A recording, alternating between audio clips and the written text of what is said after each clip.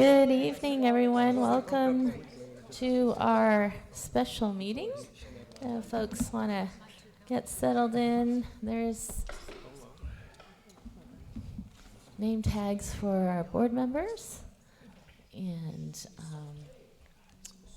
thanks for being here a little early. We have a special workshop on the SVCE 2020 Integrated Resource Plan Policy.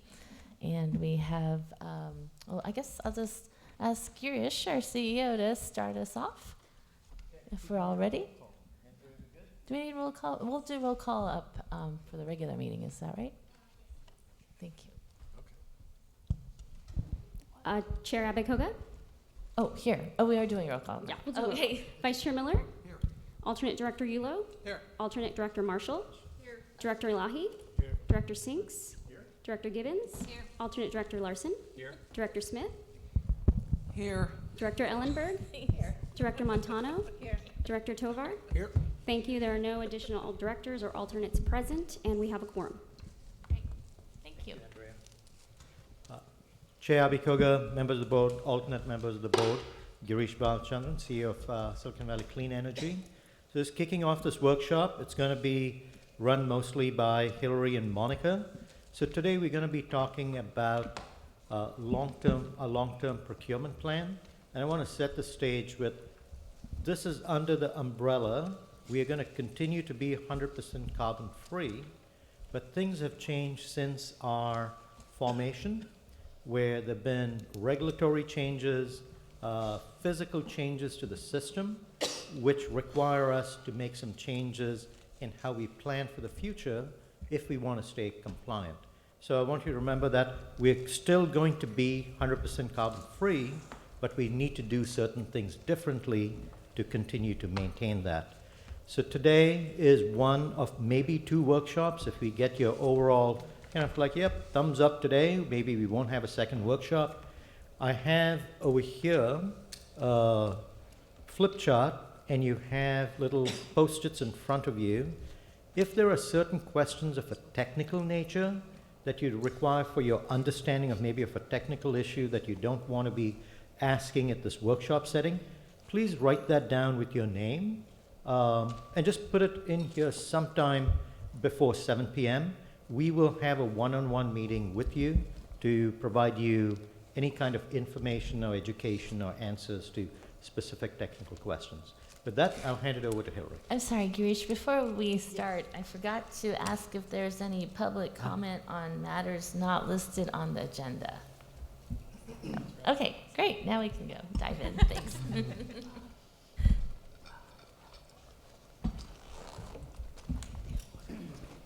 All right, thank you very much. Let's get started here.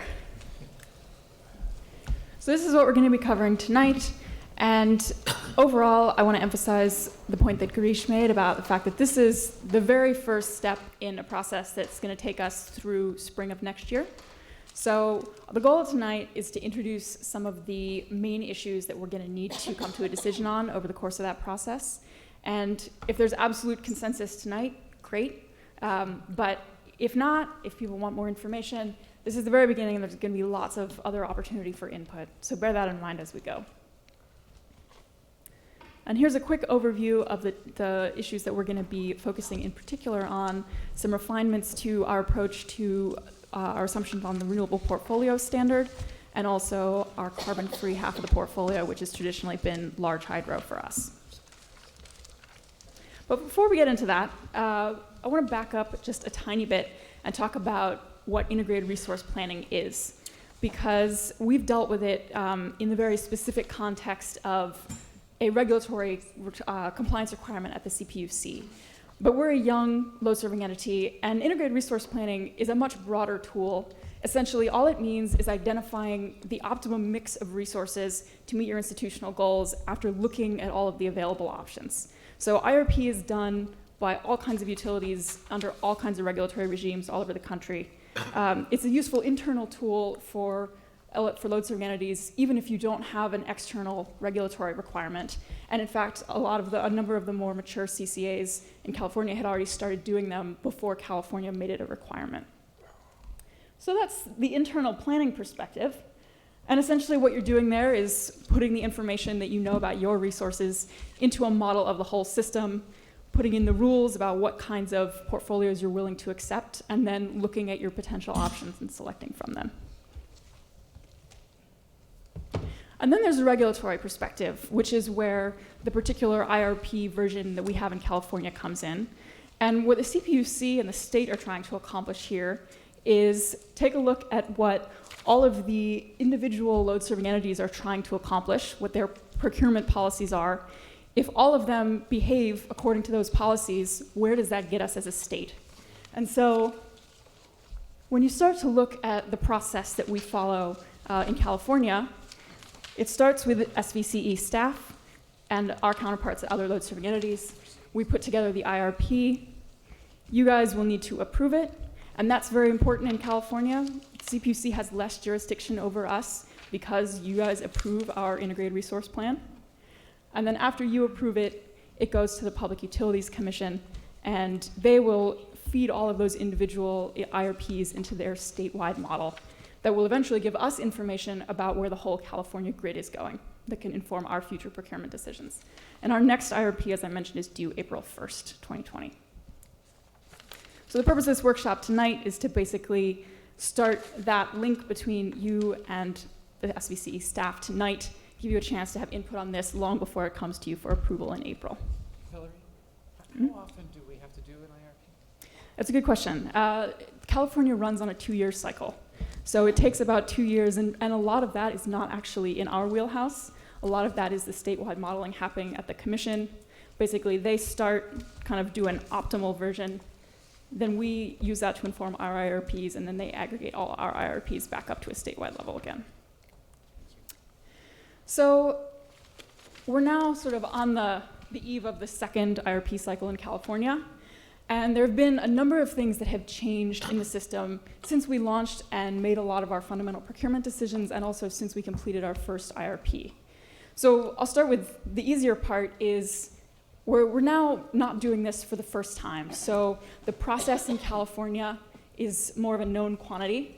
So last time we were sort of iterating, developing the IRP process itself in real time. So our integrated resource plan was very focused on compliance.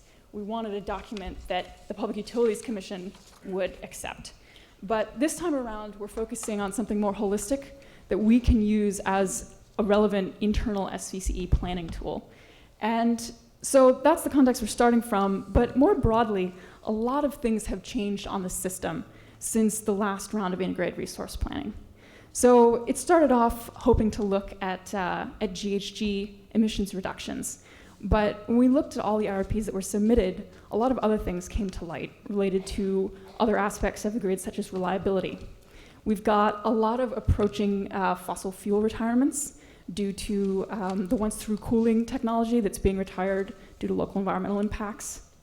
Large hydro, which is an important part of the carbon-free part of California's grid, is becoming a more competitive resource for a number of reasons. We have other states in the region now passing their own climate policies, meaning that there's more local value for those carbon-free hydro resources and therefore less incentive to export to California. You have potentially changing weather patterns, where if you have a region-wide heat event, then that capacity will be needed locally and not come into California. And we also have just increased proliferation of CCAs. There are a lot of institutions that are interested in carbon-free resources. So hydro has been an important part of SVCE's portfolio, and the conditions around that technically and economically are changing. We're also looking at decommissioning of nuclear, which has been a carbon-free baseload resource in the state, and increasing percentage of renewables. So what all of that gets to is, on an hour-by-hour basis, balancing California's grid is becoming more complicated, and it will continue to do so. And in part because of that, we should also be thinking in this cycle about where the state is going with GHG accounting, because our definition of carbon-free that SVC has had since we launched has been based on an annual GHG accounting, and we do have that independently verified by the Climate Registry. But the accounting model that is used by the CPUC in integrated resource planning, and more importantly, the technical changes that are taking place on the grid means that in order to reach our state's GHG emissions reduction goals, we're going to need to start looking at, on an hour-by-hour basis, matching our carbon-free generation with our demand. So all of which is to say, there have been a lot of changes to the system since we did our first IRP. And in our first IRP, we had a pretty simple breakdown. We've said from day one we're carbon-free. Our portfolio has been about 50% large hydro, mostly from the Pacific Northwest, 50% renewables, mostly wind and solar. And given everything that's happening on the system, we want to take a more nuanced look at some of those decisions and see how we can fine-tune them to not only meet our own GHG goals, but also help push the whole grid in the same direction. So the quotes up on the slide there are quotes from the final decision in the last cycle of the IRP, talking about how system reliability now, as we're ramping down our fossil resources and increasing renewables, is no longer as easy as it once was. So with that, I'm going to turn it over to Monica to talk a little bit about some of the specific changes that we're considering making in our 2020 IRP.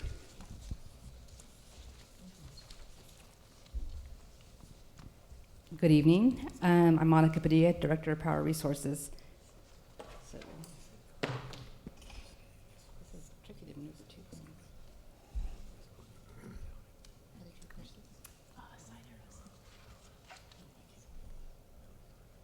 She found the black one.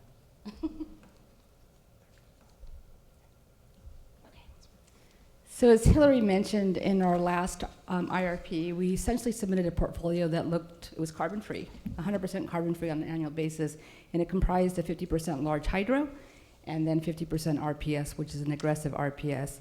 Since then, there have been changes in legislation which now require us to get to a much larger RPS by 2030. It was originally 50% by 2030, and now it's 60%.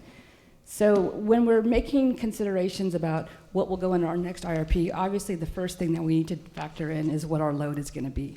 And this load is essentially a very simple calculation. We take what the state tells us our load is going to be, and we assume that to be our load going forward. But we are actually working internally on developing a better load forecast that not only looks at a better projection on what we think is going to happen here in Silicon Valley, but also how we think we're going to make up that load in terms of energy efficiency, electric vehicles, solar penetration, storage. So we'll have a better look at how we think our customers will be using load in the future. But for now, we're basically assuming what the state tells us our load is going to be. We will assume that that's our load going forward as well. From there, we define what we think at a high level our policy is going to be in terms of what we want our resources to look like. And again, you as a board have established a carbon-free goal and say on an annual basis, measured on an annual basis, that we want to be carbon-free. And so again, our IRP will make that same commitment. We then look at what our RPS resources are, and for us, at least we have to be compliant with what the state requires. But here at SVCE, we've actually kind of moved beyond that. In the last IRP, you directed us to pursue a 50% RPS, which is a pretty aggressive RPS. Just for reference, right now in year 2020, excuse me, the RPS is 33%. We're pursuing a 50% RPS. So we're way in advance of the state there. And then Hillary already mentioned reliability and the definition of carbon-free and greenhouse gas accounting. But we're not going to cover those tonight because that in itself would probably be a 2-hour workshop. So we're going to stick to the high-level ones. So as far as issues, in order for us to develop a good IRP, we have to just set some parameters around what we think, again, our portfolio mix will look like in the future.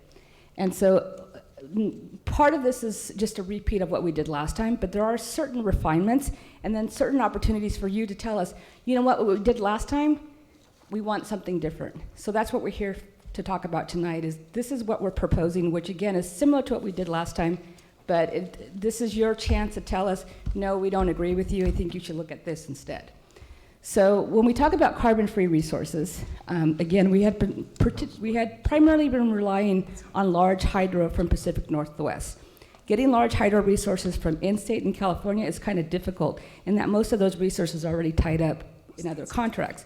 So for us, the ability to achieve carbon-free was through contracts that we made with suppliers out of state. As Hillary mentioned, we have a whole lot of CCAs now in our neighborhood competing for those same resources.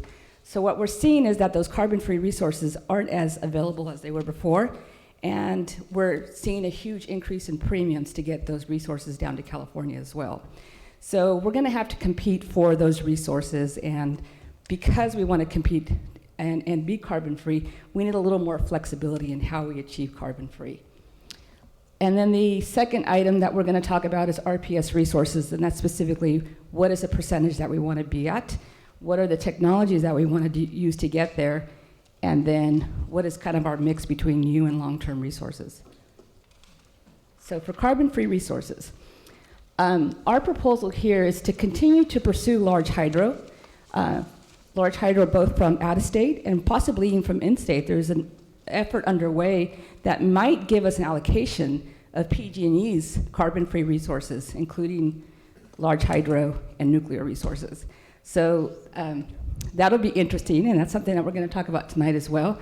So in order for us to be able to make the claims and continue to be carbon-free, we're asking that you actually consider the use of nuclear. And so we're putting this out there as a straw proposal for your feedback. And these are allocations these are projects that are already built. It's the Diablo Canyon nuclear facility that will be decommissioned in 2025. PG&E essentially will be directed to allocate to us on a pro rata basis our share of that resource. We can either decide to take it, we could decide to refuse it, we could take it and use it towards our carbon-free requirements, we can use it, monetize it, or we could use it and retire it. But it's a big policy discussion, and I know that many communities have an anti-nuclear policy, so this is something that we'll talk about today. I think what we intend to do is just to go through all the alternatives and then maybe have a discussion about it afterwards. Yeah. Sure, if there are any questions, now's the time to ask as well. We're Nope. just in shock. Keep going. Oh, Let it sink in.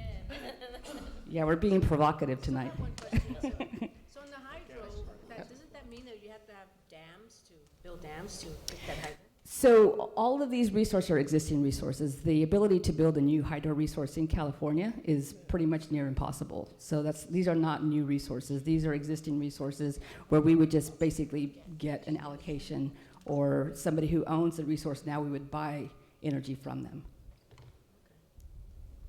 You mentioned that there may be a chance for us to pull from PG&E. Right. So there's an effort underway right now at the state. The CPUC is making, through the PCIA working group number 3 process. Not number 2, but number 3. There will be a decision come early next year, later this year, about how PG&E will allocate its existing resources, which are now surplus to their own needs, to all of the load that's departed. And so we essentially already pay for those resources via the power cost and difference charge. And so here we'd actually be able to count some of the attributes associated with it as well. So these are not new resources that we're building. These already are on the grid. PG&E is already counting on them to claim carbon-free themselves. It would just be that they wouldn't be able to claim carbon-free anymore because they'd have to allocate them to us. Okay. So that's about as provocative as I'll get. So, the next one is on RPS resource percentage. So in the last IRP, again, we had a mix of 50%, so we were above the state requirement. With SB 100 establishing 50% at 2025 and then 60% at 2030, what we're recommending here is that we maintain our current trajectory of getting to 50% by 2025, or 50% now and maintaining it through 2025, and then follow to the state's requirement of 30% or 60% by 2030. Obviously, this is a more costly alternative than if we were to go minimum compliance and just do what the state requires. But I think that this is the right approach for SVCE in that it encourages us to be better than what the state is asking for. And I just put this in here for context on what the state requires versus where we're at 50% right now. Technology, from a technology standpoint, right now the board has essentially directed us to avoid certain types of technology, and that is biomass and geothermal, because biomass and to some extent geothermal has emissions that you may have to report, either through your climate registry reporting or the power content label in the future. The exclusion of these resources presents two problems. One, they tend to be, in some cases, a better option from a cost standpoint because they deliver energy in hours where we need them. And second, they deliver energy in hours than what we need them. And as we move towards a carbon-free accounting that's more on an hourly basis, we're gonna need resources that deliver in hours where solar and wind don't deliver. Because solar and wind deliver in the more dirtier hours anyway. And so what we're proposing here is that we basically match what the California Energy Commission allows for in eligible resources. And that includes small hydro, biomass, geothermal, both conventional and binary geothermal, and the use of biomethane. And then the last item that we need to tee up as an input to our IRP is what does it mean to be additive and how additive do we want to be? And by additive, I mean that is bringing on new renewable resources to the market. And so right now, most of the resources that we pursued in terms of long-term agreements are new resources. And we'll continue to pursue new resources to bring them onto the grid, but there's gonna be opportunities for us to take ownership or a share of or an allocation from an existing resource. And we think that's an important thing to be able to do because it allows us to balance risk and allows us to buy both long-term and short-term resources. And it's a good way to kind of balance your portfolio. But here, we're basically teeing up one major thing, and that is how much long-term resources do we want to pursue. And so right now, the state requires that 65% of our renewable portfolio standard be met in long-term resources, which equates to about 26% in the first compliance period where we have to report. We're actually recommending that we be at 40%.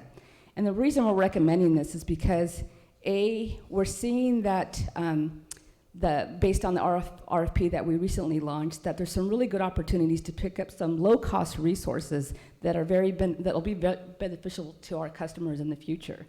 So one, the prices seem to look really good relative to the short-term products. And then second, there's always the risk of projects not coming online on time. And that's a big risk. And so we want to make sure that we comply. So we're going to shoot a little bit higher than what is required by the minimum standard. And then the rest will be made up by short-term resources. So this is a summary of what we're proposing.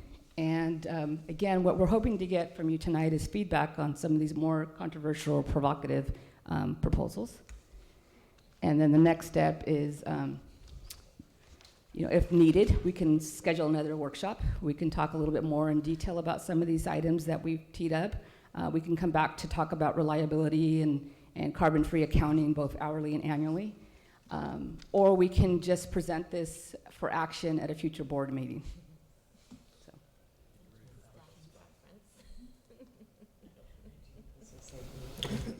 So I'll start it off.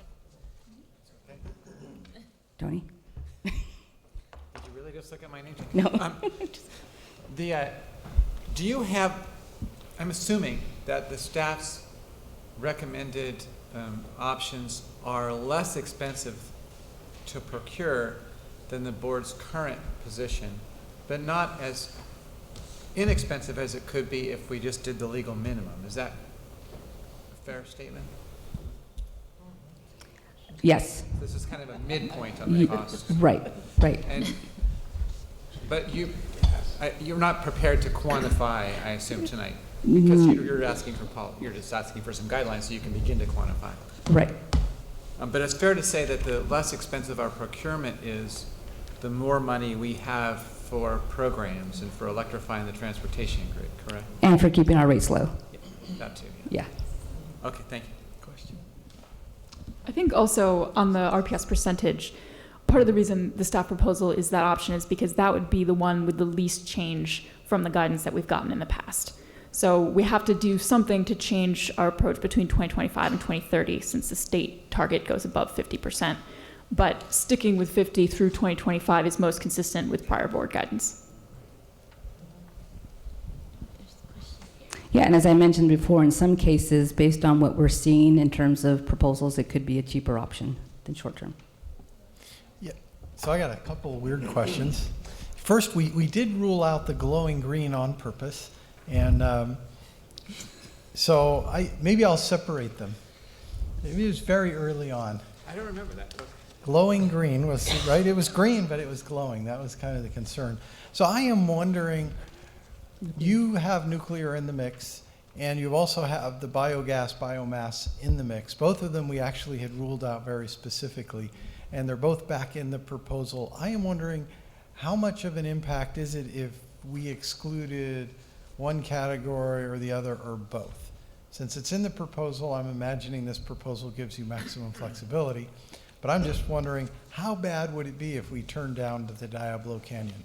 And then how bad would it be if we turned our back on biogas? So for Diablo Canyon, our expected allocation could be in the order of, it could be quite significant. And so again, we don't have to take it, and instead we replace it with large hydro, hopefully from the Pacific Northwest or from in-state if they're available. But it's not so much a question of how much is it going to cost us, it's a question of can we achieve our carbon-free goals? Because the resources just aren't there. And so we're going to have to rely on some of these PG&E allocations to achieve carbon-free on an annual basis. There's just too much competition for the resources right now. Yeah, so the question is, without Diablo Canyon, you don't think you can achieve the goal? We think it'll become more and more difficult to achieve it only with Pacific Northwest hydro. We're already seeing that. No, you have other things on the list too. So is it So only in-state hydro is one of the other ones. We're hoping that we'll get our pro rata share of PG&E's large hydro fleet.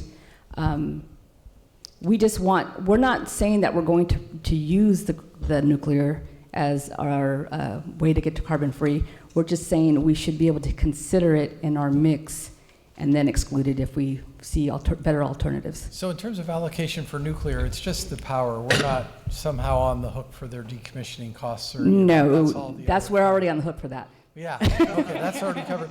So That's already there. The flip side to that is if we're okay with nuclear, I have an interesting suspicion that others will be selling nuclear cheap to be out of it so we can lower overall costs. Then exactly the same question on the biogas, of which you've lumped biomass and biogas, but to me they're sort of in that same general area. If we excluded those, does that make it impossible since those are not carbon clean resources? Well, I don't know what our allocation potentially could be from biogas and biomass from PG&E. I do know that in the last time that we've procured PCC1 or RPS Category 1 resources, we have been given geothermal biomass and biogas, and we've just figured out a way to neutralize them. We'd have to do the math to see how much we expect to get. And I do think that biomass and biomethane, those resources aren't as abundant, obviously, as nuclear and large hydro. Right. They're more on the margins. So just to comment for everybody here, when we started this whole thing, we knew when they said annual accounting, there were 57 different ways we could skank this to be 100% carbon free. And we all knew that on an hourly basis or even daily basis or even monthly basis, we probably were never really carbon free, but it came out in the totals at the end. And so in a weird way, I have foreseen this happening for years. I just wondered how long we were going to get it go before somebody said, look, we really are going to have to move a little bit more towards a real-time basis of providing power, and that's going to mean a different mix of these resources. So I'm comfortable with this. I just think we're going to have to make a couple of interesting decisions. Well, I think an important way to think about the framing for these resources is also baseload renewables are incredibly valuable from a grid balancing standpoint.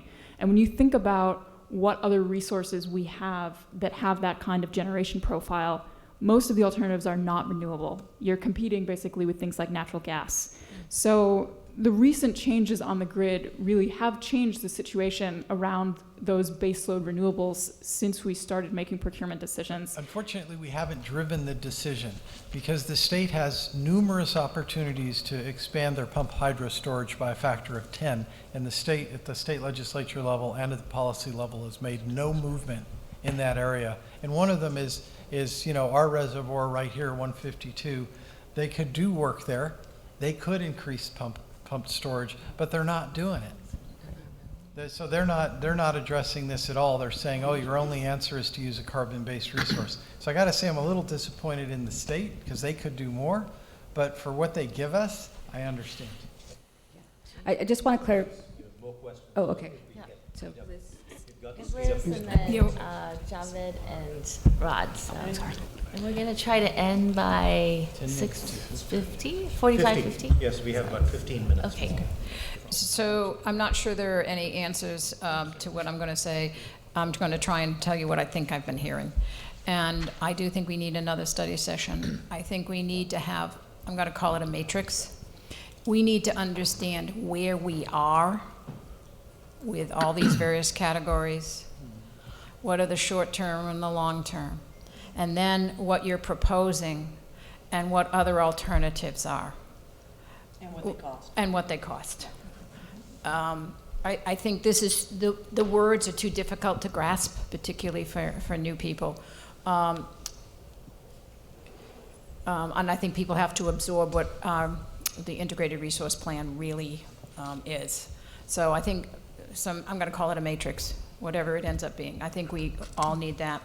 And oversimplifying, what I'm also hearing is that we now need to identify additional power generating resources.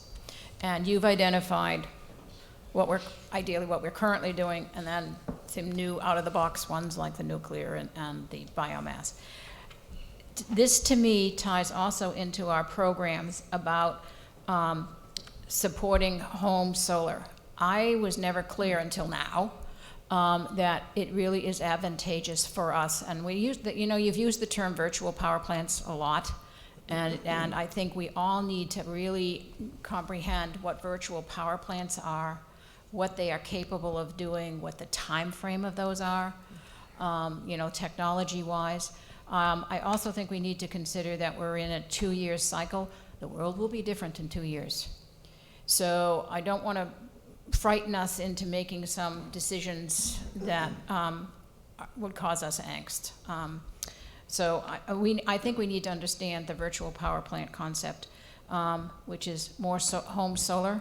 Also, programs that reduce the load. We know there's going to be impact from the change of the use patterns.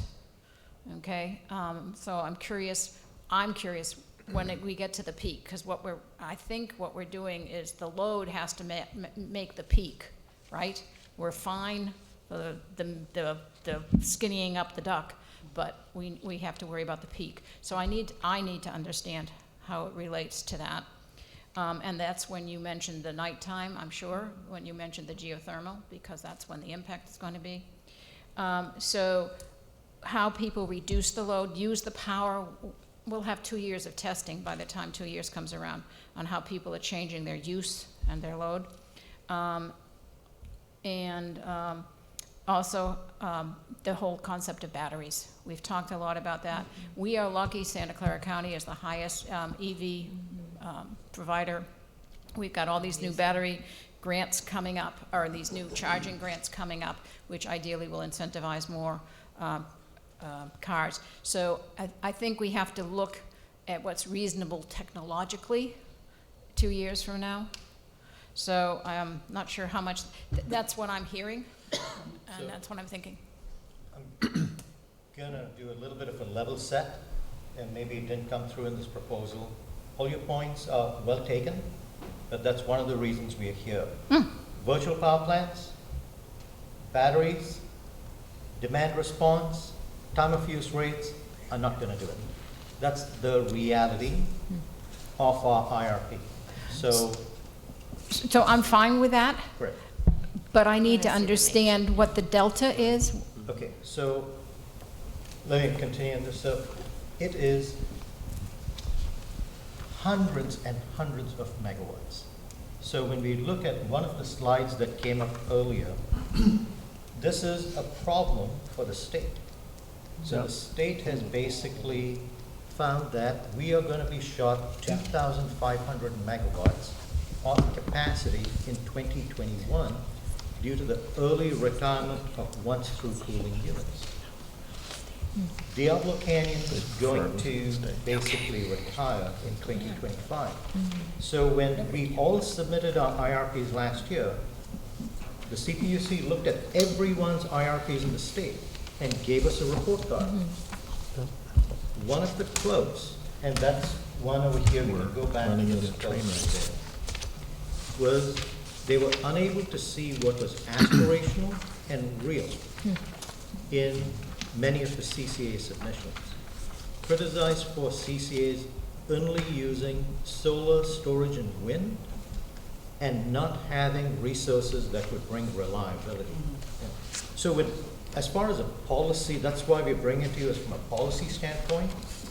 Some of the questions about getting the cost, impacts, et cetera, that, yeah, we can get to a certain amount of accuracy in that, but what we have been told by the California Independent System Operator, PUCs, we have a reliability problem. And I'm going to step back from a policy standpoint also. Washington State is going to 100% carbon-free future. There you go. Oregon is following.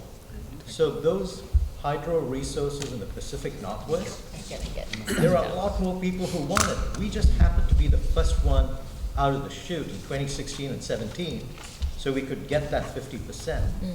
So fundamentally, there isn't enough to go around. So that's why things like geothermal, and it gets to Howard's point of moving from annual accounting to hourly. If we don't have base load renewables, today we are generating gas at night. That's what we are doing at SVCE.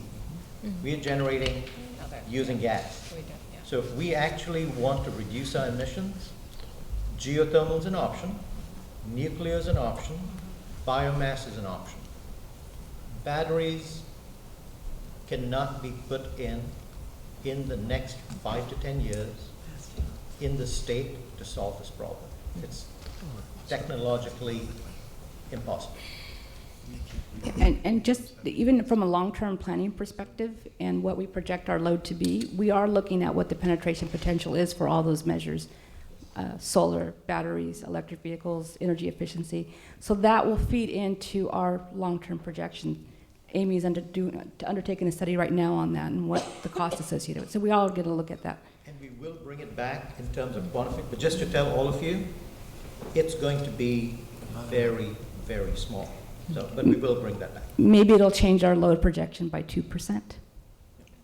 All right, we have several more questions and short on time. So Javed and then Rod and Courtney. Nope. Oh, okay. Yeah, I'm just trying to understand how much load increase you're projecting. Is one of the reasons we need all these other backups is because we're projecting a higher increase in load, and can we control that and say, okay, we don't want nuclear, we don't want biomass, so we're not going to expand our services? No, we're not projecting much of a load increase at all. As a matter of fact, we might even be projecting a load decrease. It's just we don't have a set of resources that are ours today, so we have to build up a portfolio.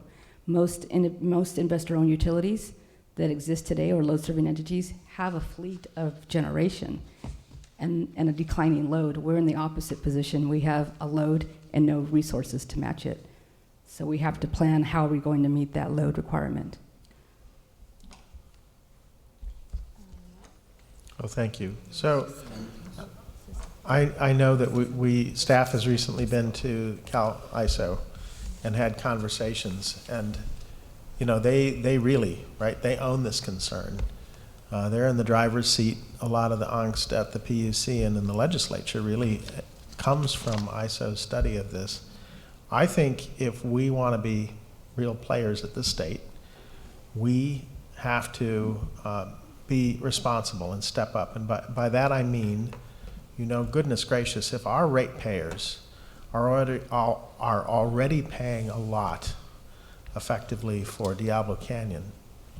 We can put our head in the sand and say we shouldn't buy it, we shouldn't use it, but seriously, think of the transformation we've been through. We started with 50% from hydro, right?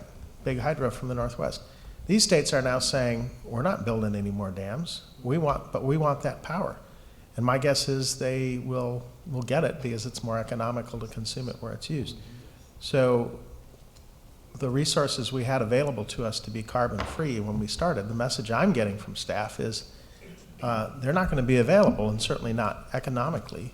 And we really have to think about if now having transformed much of the load in the state from IOUs to CCAs, we ought to take advantage of the fact that these resources PG&E can no longer take advantage of, and I think that includes nuclear. So I'm open to the idea that we wouldn't need it, but you know, we need electricity when the sun doesn't shine and the wind doesn't blow, right? And so we can put all the solar we want on roofs locally and in the Central Valley, and we can put some storage on it, but that storage comes with a real price. And we need a sustainable base load that now, right, with our current contracts, we're primarily getting through major hydro. So I think we have to think about it that way. I think Howard's got, and when he first spoke and talked about the incremental costs, I think that's good to know, but I think we really have to be open, and we want to be the party that is responsible through all of the PG&E bankruptcy and the ISO saying, we need somebody to handle this generation problem. You know, who's going to step up and play that role? Who's going to be the provider of last resort, right? We've seen all these bills come through the legislature. I think if we want to be that responsible local power provider, we need to be open-minded. So I'll leave it there. All right, Susan and then Gustav. It feels to me like this is going backwards.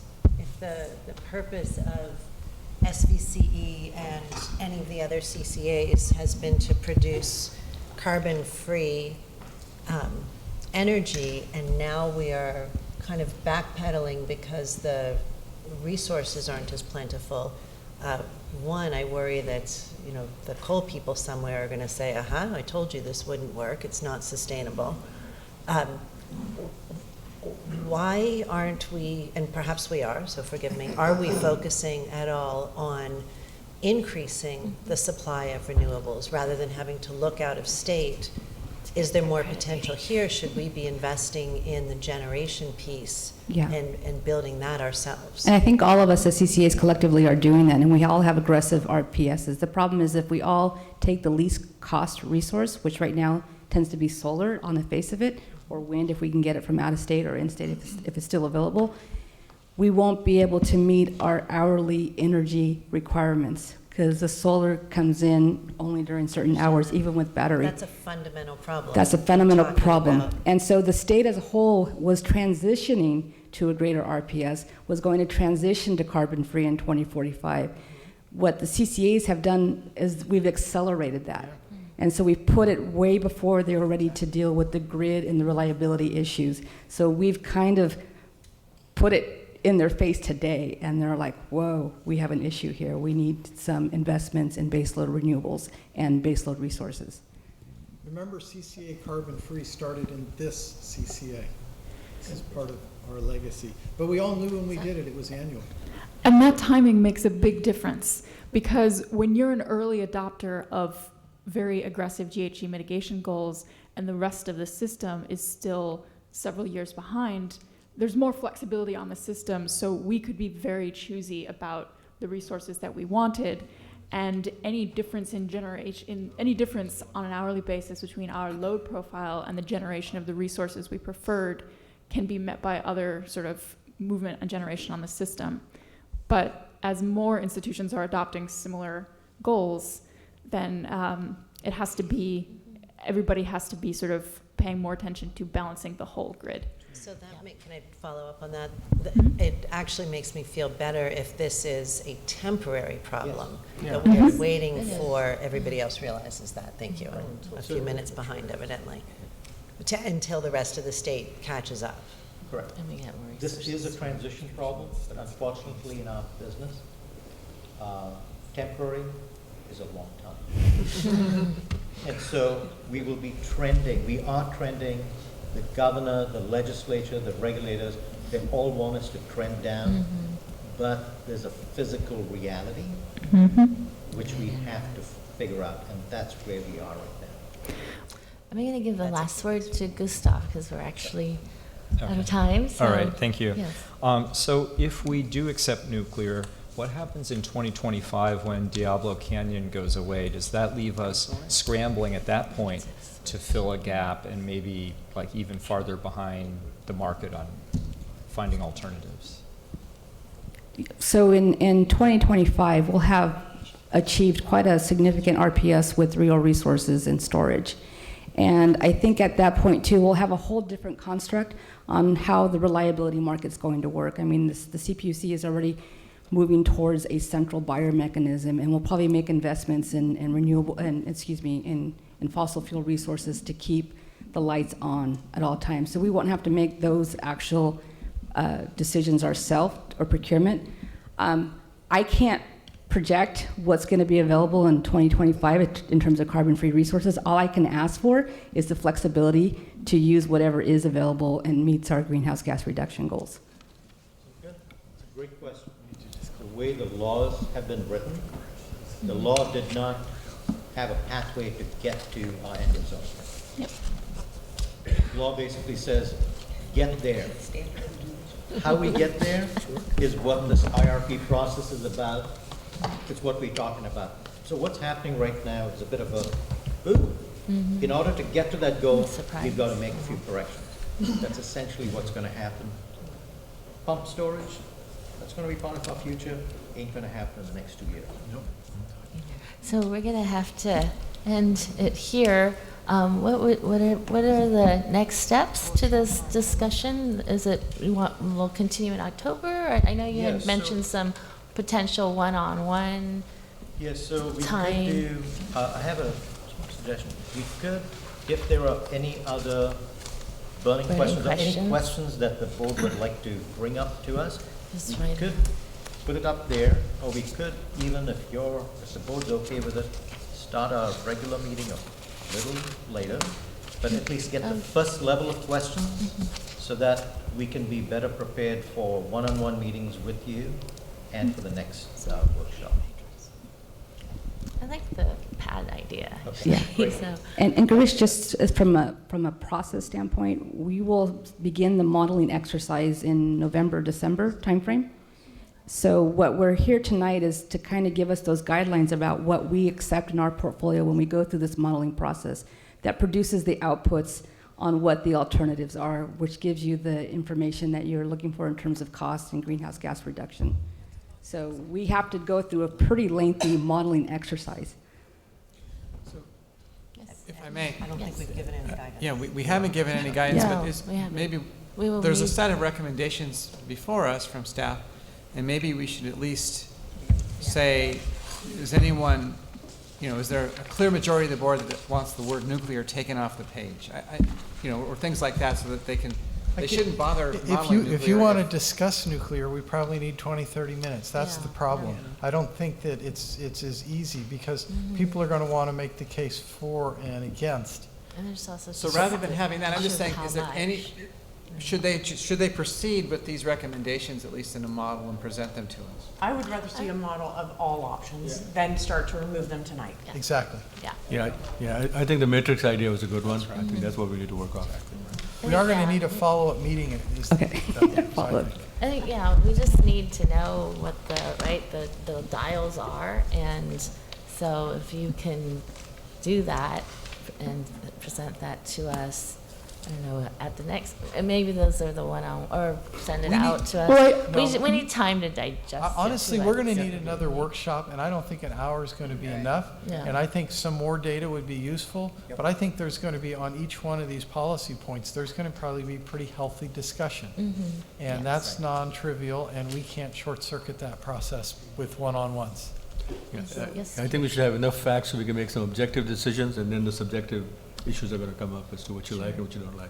So one-on-ones should be if there's like questions, technical questions you have, you can either write it down tonight or our staff can meet with you individually. And then next round, next workshop, or whatever you want to call it, should be a bigger discussion of the options. We will have a longer workshop. I would like the board, if you have some questions to tee up or information you need, it would be great to get it today, or follow up with an email or a phone call to me saying, this is how I want the information presented. Okay. That would be very useful for us prior, so that we can prepare for the next workshop adequately.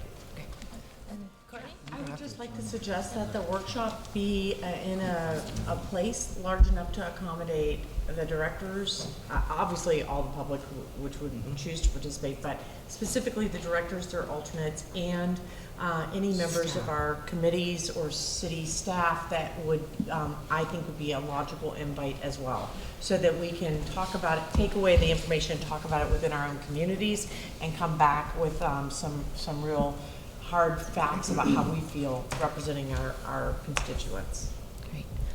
Great. Do I need to take public comment on this?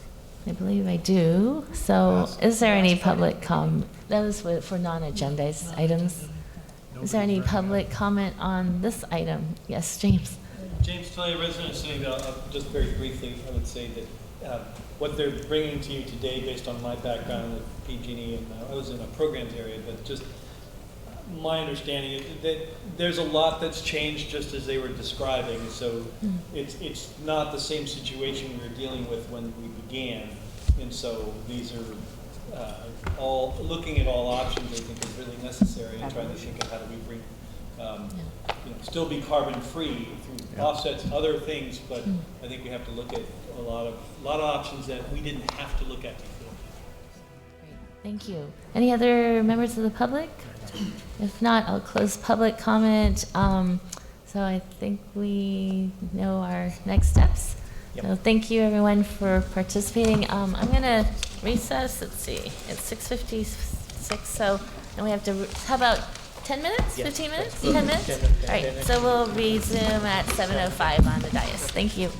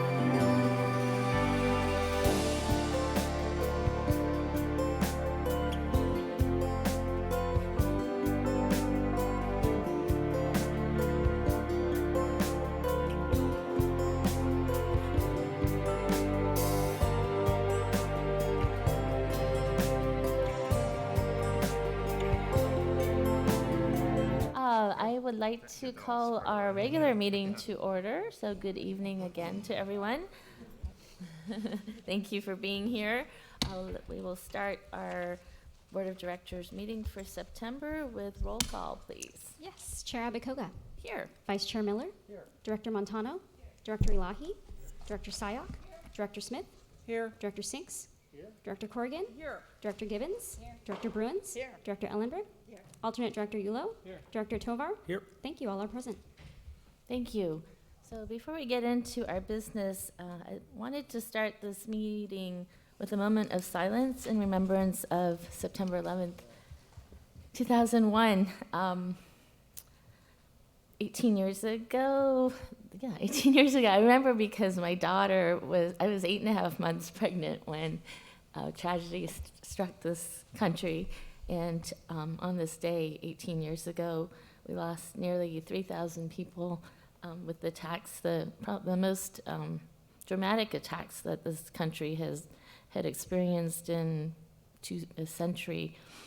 And at the same time, though, we probably saw the most acts of bravery happen, especially by our first responders. And so as we reflect on that day 18 years ago, we honor those that who we've lost, and also those who risked their lives and put their lives in the line of duty to save others. And so I hope, I'd like to ask you all in joining me for a moment of silence.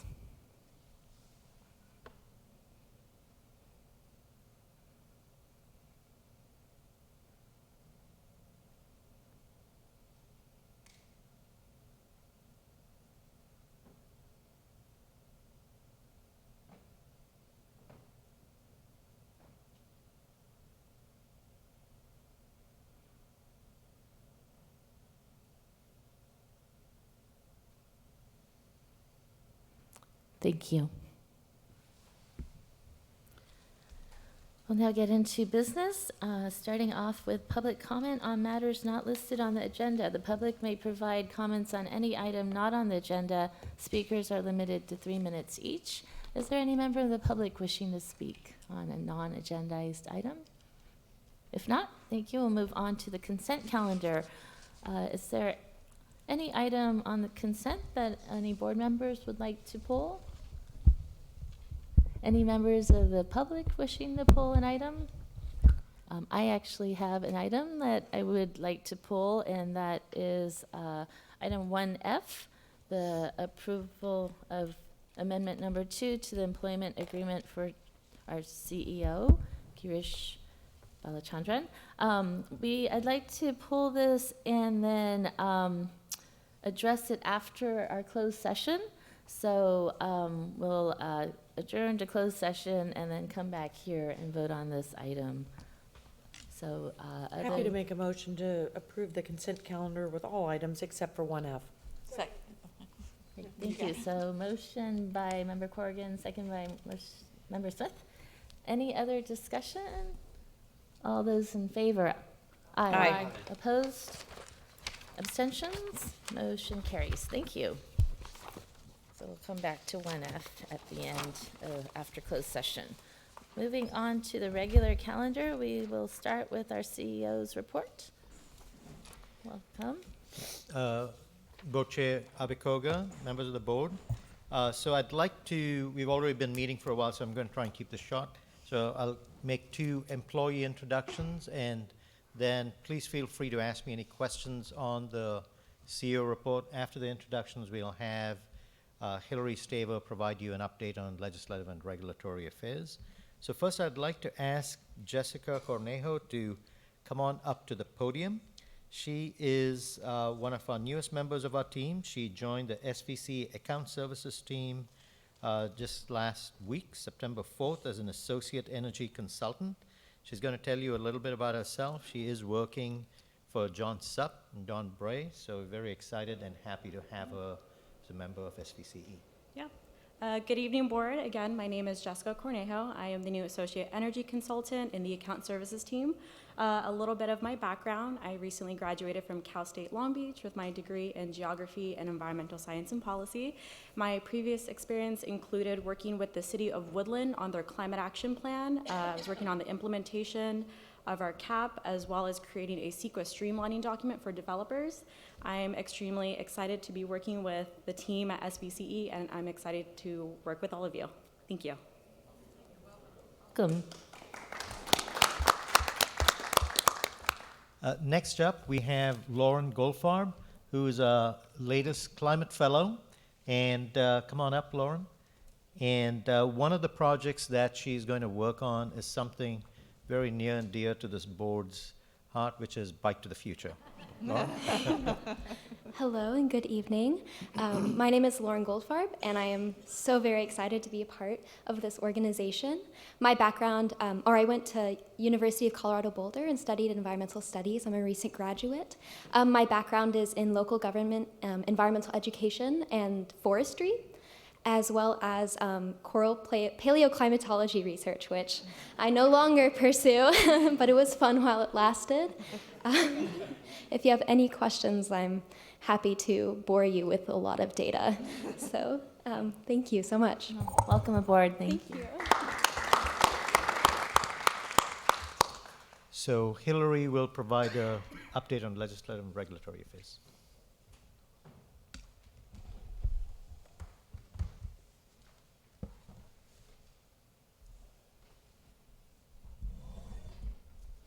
Good evening, directors. A couple things that I want to bring to your attention tonight, many of them directly relevant to the things we just discussed in the workshop.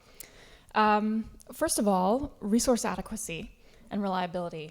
We have talked about this nearly every board meeting this year, and just this month, a couple weeks ago, there's been a very important development on that, which is that if you recall, basically, we're in the process of setting up a statewide central buyer for resource adequacy. And that process, basically, the current phase started in January when the CPUC put together an idea for a central buyer, which for us would have been PG&E, that would have bought all of the resource adequacy for its service territory and removed a lot of our financial incentive to build new capacity. And there was very strong stakeholder backlash against that. So the commission essentially pulled that proposal, said, we're going to do more stakeholder outreach on this and try and find a different approach. And while that has been going on at the commission, SVCEA actually proactively got together with a number of stakeholders and did settlement talks, which ultimately resulted in a consensus proposal from 8 parties, including 1 IOU, and a number of organizations representing generators, that was submitted to the CPUC as basically a consensus proposal for them to take into account in their decision making about this issue.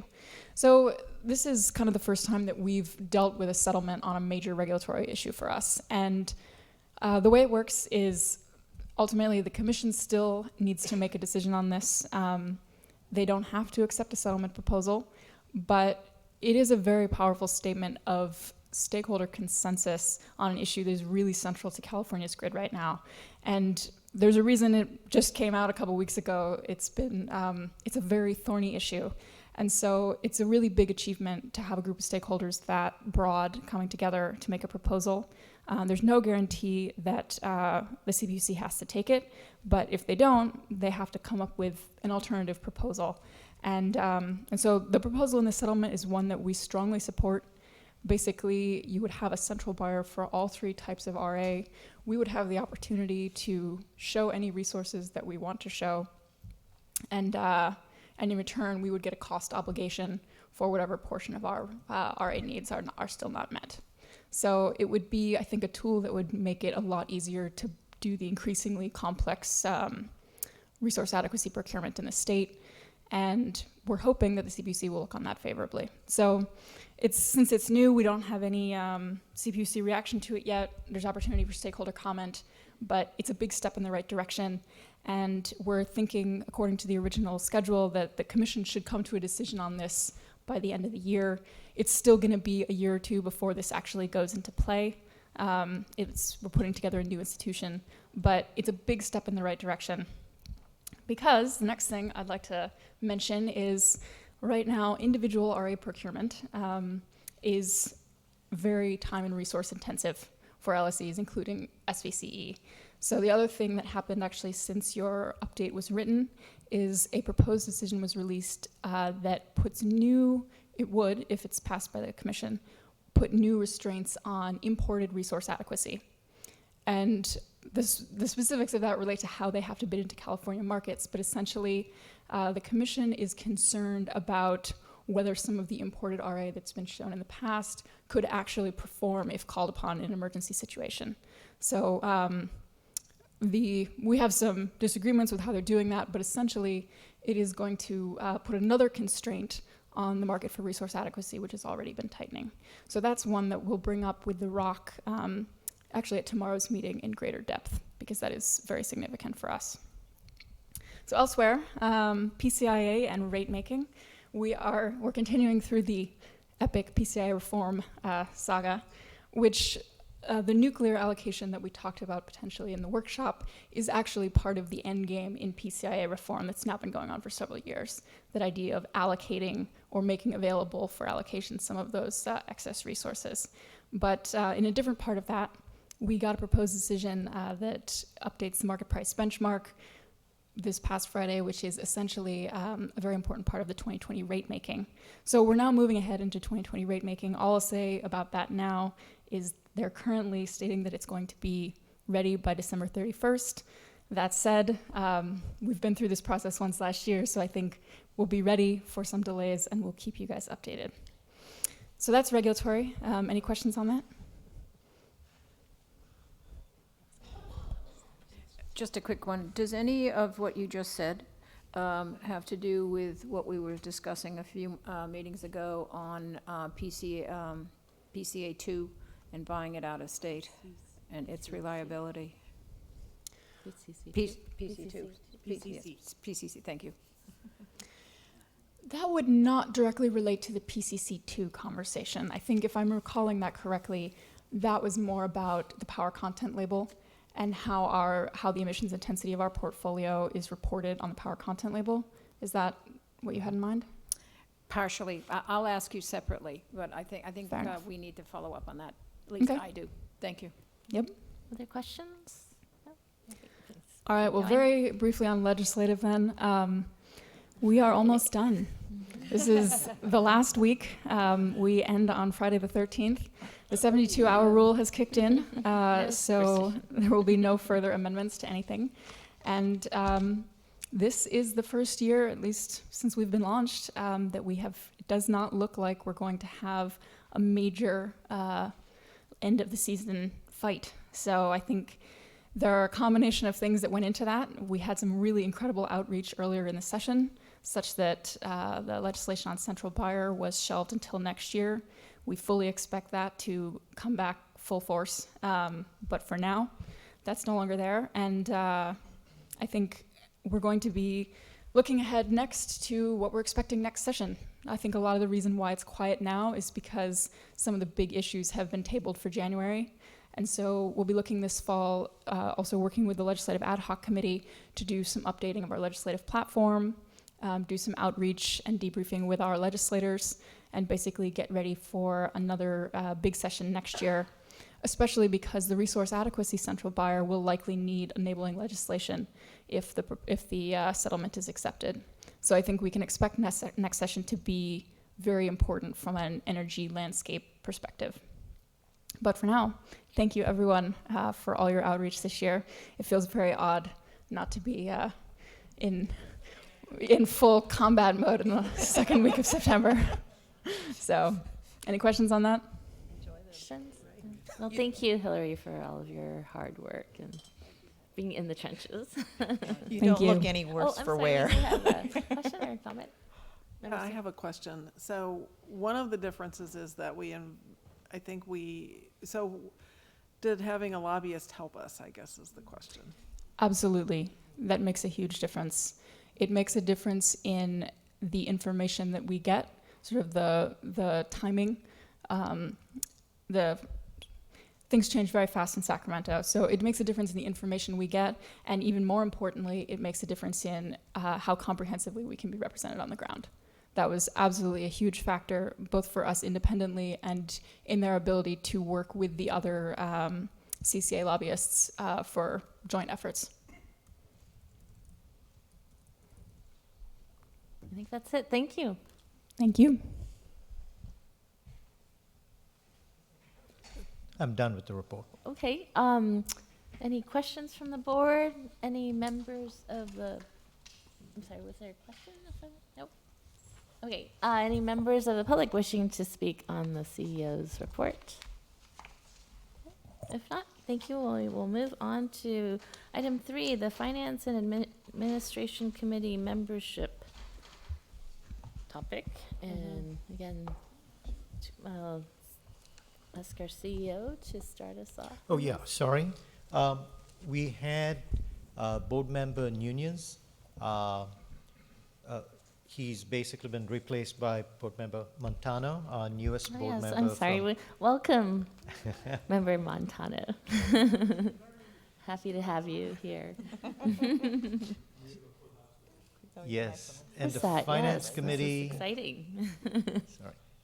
The Finance Committee had 6 members, and with board member Nunez's absence, it's now to 5, so the board has a choice in front of it. You can decide not to appoint a member through Feb 2020 when we'll have new committees, in which case we'll have 5 members, or you could appoint someone right now, and we'll continue at 6. And we have our board chair here, Board Member Miller. We do have a couple of big items that the Finance Committee is going to be dealing with in the next several months. Great. So why don't I open it up? Would anyone like to join the Finance Committee? And we'll see if there's any volunteers. Let me make a comment first. Sure. Yes. The disadvantage to 6 was that It's it an meant, even number. well, even number never bothered us because we just arm wrestle more to get consensus. But it was getting a quorum, right? This agency, like a few other ones, they're just a lot of meetings. By the time you do the board meetings and the workshops and the Risk Oversight Committee and the Legislative Committee and the Executive Committee and the Finance Committee, did I leave anybody out? Each one of these is like, they're like 2-hour meetings. And so the problem with 6 was getting a quorum. So the advantage to 5 is that we can have a quorum with only 3. And so given the choice, I have a slight preference. But if we really feel like we want to have 6 people on that committee, then I certainly won't. And you're willing to show up. And you commit to show up. I have no problem with 6. So I didn't want to just jump to the question of who wants to be on it. Sure. I think it is a big commitment, and I think 5 could be slightly more efficient, but I don't want to negate anything in the process. And I just wanted to see if anyone had a burning desire to join the committee, and this would only be until February, and next year we will reconstitute all of the committees, correct? Yes, that's when we do, yeah. All right, so yes, Member Gibbons. I would just like to support the chair of the committee's observations. We have had significant problem with a quorum. So I would encourage the board to reduce the number to 5. I would make that a motion. Could I open it up to public comment first? Any members of the public wishing to speak on this item? If not, we'll bring it back in.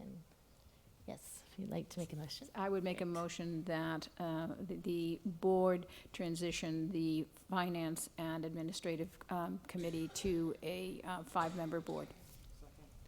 So a motion by Member Gibbons, second by Member Yulo. Any other discussion? Quick question, Yes. transfer to 5 in perpetuity or until February? We could decide that in February. Perfect. Anyone else? If not, all those in favor? Aye. Opposed, abstentions, motion carries unanimously. Thank you. We'll go on to, yes, you're welcome. Moving on to item 4, our Adoption of fiscal year 2019-20 operating budget and a resolution amending the positions, chart, job classifications, and salary schedule.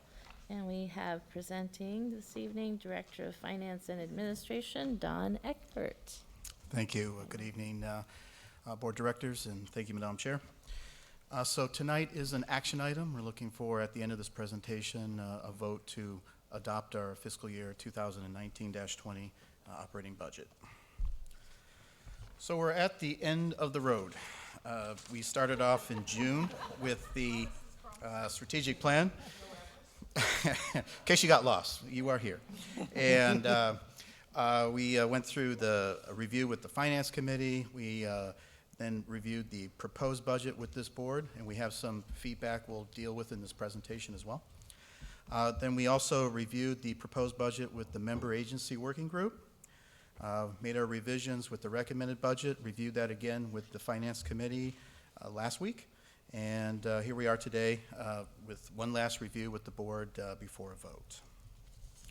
So I'll just keep this at a high level, changes from the recommended budget to the proposed budget that was presented last month, and very little change.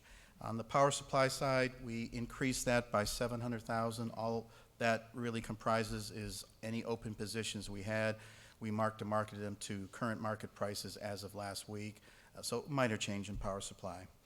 On operating expenses, we also increased that about $280,000 from the proposed budget. Some of that is just truing up based on actual numbers, such as the contracts that were on consent calendar tonight, as well as one last request from the departments. I lowered our non-operating income by about $500,000. Part of that is based on the actual expenses will occur with the line of credit, but most of that is just to give us a little more cushion in the budget in case we do see a sharp decline in interest rates. No changes in debt service, transfers to the programs fund, or other expenses. So our new recommended budget bottom line number is $50.6 million. And just to give you the summary of the budget, some numbers to keep in mind as you talk to your constituents. Our energy revenues, $318.2 million. That's based on 267,000 customer accounts, 3.9 million megawatt hour sales, and maintaining the 4% discount in rates to PG&E.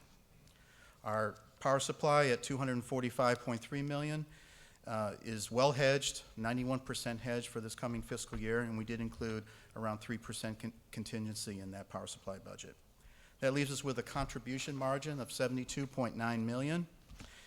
That pays for operating expenses such as salaries, professional services, covers CapEx as well as debt service. At the end of the day, our budget surplus, as we just covered, was $50.6 million.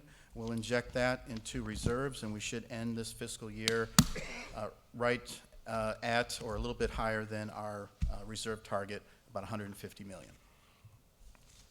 And just to remind the board of our reserves target and the range that we're looking at, the middle bar there would be the fiscal year 2019-20, and you can see the blue range would be our target, and that blue range is right around 50% of our following year's operating expenses. That equates to about, in that range, 160 to 200 days of expense coverage, meaning if no cash came in, we're covered for about 200 days. So we should end this fiscal year right around our reserve target. Again, as we go through the process of obtaining a credit rating, certainly the rating agency that sees a board that supports a budget that will achieve these targets will be favorably looked upon. One last review on personnel. We're funding 27 full-time equivalent positions plus 5 temporary positions. We added a rates manager as well as an analyst in the programs area. The salary tables you'll see in the resolution have been adjusted 4% based on CPI index. We added 3 new positions for broadbanding, a senior communications specialist, a senior communications outreach specialist, and a senior rates analyst. However, we didn't fund those in the budget. The communications senior positions provides upward mobility in Pam's area for the personnel that she has. And then a senior rates analyst was added as we post the position. Maybe we find somebody that's more suited at the senior level rather than manager. That gives us some flexibility there. And the next 4 slides will follow up on comments and questions when we presented the proposed budget from the board. So first question was regarding human resources, and are we adequately funding that, and should we be considering moving that function in-house completely? Great question. And just give you a little history for some of the newer board members. When the agency was first started, we were a bare bones approach as the focus was all on operations and launching. So we had a very bare bones approach to human resource services as well as benefits, and we had not done a compensation study. Last summer, we went a long ways toward fixing the competitiveness of our agency with benefits as well as conducting a compensation study, but we did not do a lot in human resources services. And so what this budget tonight that you would be voting on really is a 4-fold increase in those type of services funding.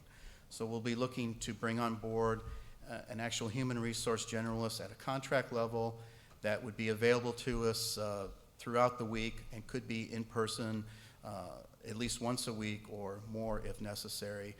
So I think that's going to be a big improvement, having that on-site presence at the agency.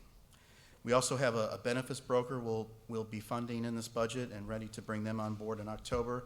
That will not only help the agency with its insurance costs, but also help the employees in picking out the right insurance for them and answering questions. We'll be launching a new payroll system very soon. That'll include a very nice onboarding application, and we'll be conducting a compensation study this summer. So I think from the operations standpoint, we've come a long way on the human resources side of it in this budget.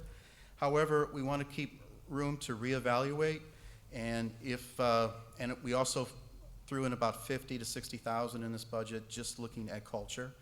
We want to be able to fund team building and employee goodwill. We'll be bringing on an administrative manager with a focus on human resource functions, and also look at consultants to help create and sustain the HR culture. We'll see if this works. If there's still a need to bring a person full-time on board, we'll reopen the budget either at the mid-year process or sooner if needed. So we want to keep that option open. May I ask you a question? Another. Sorry, we have a question. Oh yeah, please.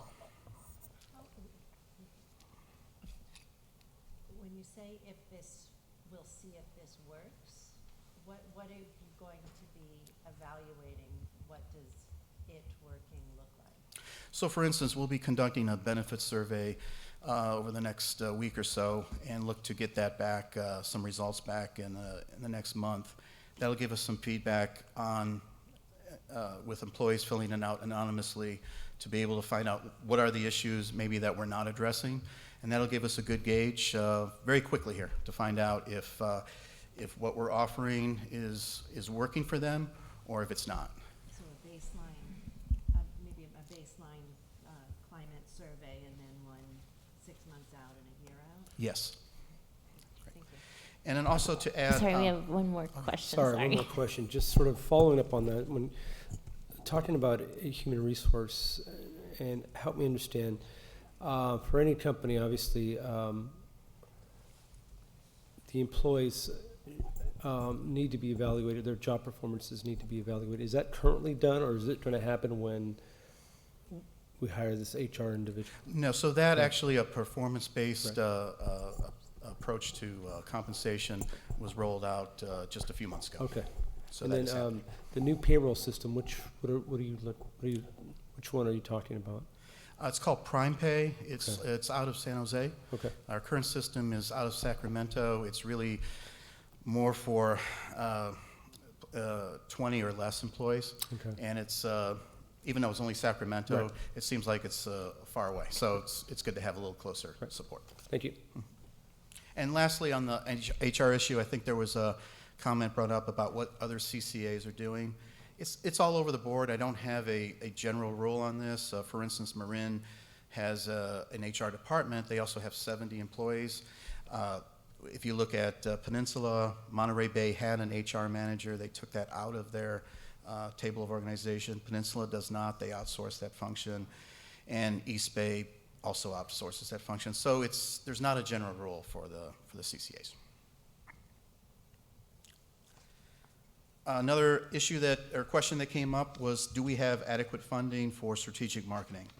And we do have, we believe this is very important in the strategic plan.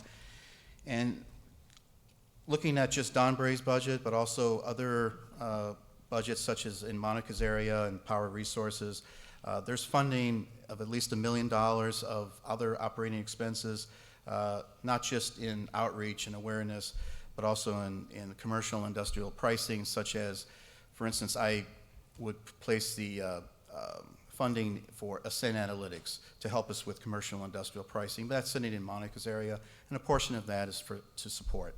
Also, of that $1 million, I'm woefully underestimating personnel time. For instance, yesterday, Don spent a lot of time on a strategic marketing issue with one customer, but that's not specifically funded in the budget. It's just through his staff time. So a lot of staff time is part of that as well. So we feel that's a very important function to market or to fund, and if it's not, we will adjust it in mid-year. Another question came up regarding purchasing of a facility. So we brought a consultant on board. We went through an RFP process. We have an agent, actually, real estate agent, helping us look at the area with certain criteria. Is it near public transportation? Is it have the 7,000 to 10,000 square feet? And other criteria such as that. So, and it has to be in our service territory. There are a lot of great spots in San Jose, but we're just going to do that. We found we're down to about 3 or 4 locations we want to consider, including the building that we're at. So option number 1 is to stay in our current location, but move to a larger space. And I'll tell you that when we sent out letters of interest, our building did respond with certain contingencies, but possibly the 3rd floor would be one option. Another option is to, again, lease somewhere else. Another option would be to make it work with what we've got. For those of you that make regular visits to our office, you can see it's getting a little tighter, but that may be an option that we have to pursue. Another option on the table is purchase a building. And then option 5 could be a mix, meaning that we could do a 5 to 7 year lease, and in that 7 years also build up a capital improvement fund to purchase a building 7 to 10 years down the road. So all those options are on the table. We're looking to get some feedback from our agent, hopefully end of next week. We're looking for a first draft for the executive committee at the end of this month, but certainly we'll look to bring a recommendation to this board before the end of the year. Also was brought up the review of the reserves policy. As I mentioned before, we'll most likely hit our reserves target at the end of this fiscal year, and we should start discussing with the board sooner than later on if that's everything is falling into place, what to do with those excess funds. The reserves policy we have in place says we're capped and we need to do something with those funds, but it doesn't specifically say what. So that will be something we'll bring to this board in 2020. Several options: increase the program's budget, reduction in rates, or a dividend to our customers, or increasing the CapEx budget, such as purchasing a facility, or more in power resource projects. So lots of options, and certainly the right answer will probably be a mix of all 3, but we'll bring back that to the board in 2020. And before I leave the last, from follow-up questions from the proposed budget, we also had a question on revealing the customer class margins. And for the Risk Oversight Committee members, you know how sensitive that is, as we're also competing with large energy service providers with customers that may move to direct access. So we would prefer to keep that information not at a public meeting, but if any board member wants to see our margins by customer class, please reach out to Andrea or Garish, and we'll provide that information. So lastly is the recommendation. Again, whatever we don't get right in this budget tonight. We'll have a mid-year process in spring of 2020. Certainly, as Hillary talked about, we'll have better information next spring on rates. Just some early intel on direct access. It looks like Silicon Valley Clean Energy will be minimally impacted in 2021 from customers migrating to direct access, but certainly that's a long-term issue. And we'll have, again, a better idea of where rates are going. So our staff's recommendation tonight is approval of the fiscal year 2019-20 operating budget, as well as approval of a resolution 2019-15, which covers the salary tables as well as new positions we added for broadbanding. With that, I defer to Madam Chair for a decision. Great, thank you very much. Are there any questions from board members? Did you have, oh, all right, yes. Vice Chair? Mine's a quick question. Don, have we ever had to do a mid-year adjustment? A mid-year adjustment? Yeah. Yes, we just did one Have back we in ever March. not done a mid-year adjustment? We have not. Exactly. We've always done one, yes. It's just part of being nimble and quick. You say if we made a mistake. I don't think it's a mistake. The world is changing under us. And we'll be wrong on power supply and rates as well, so we'll be back. I'm more positive that we're just flexible and responsive. But thank you for that. Great. Any other questions from board members? No? Oh, I think you did pretty well there.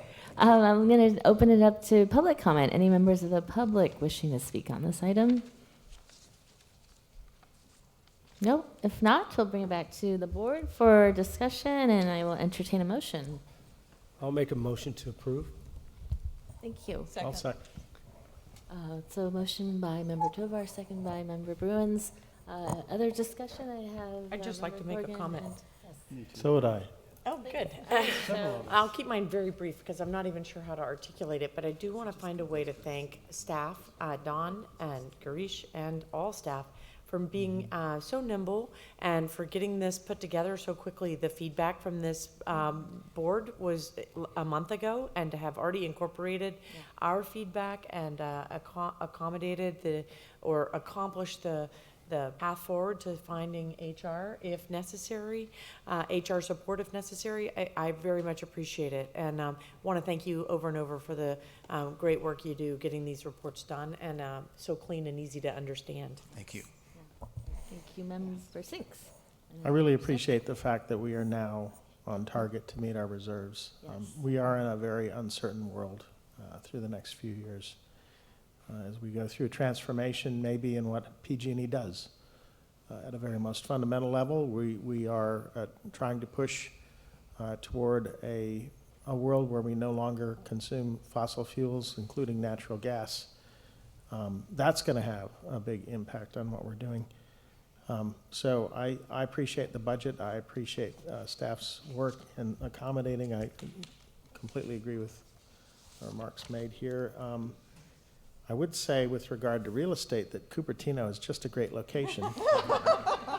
The Seagate building sold. You might have noticed this week.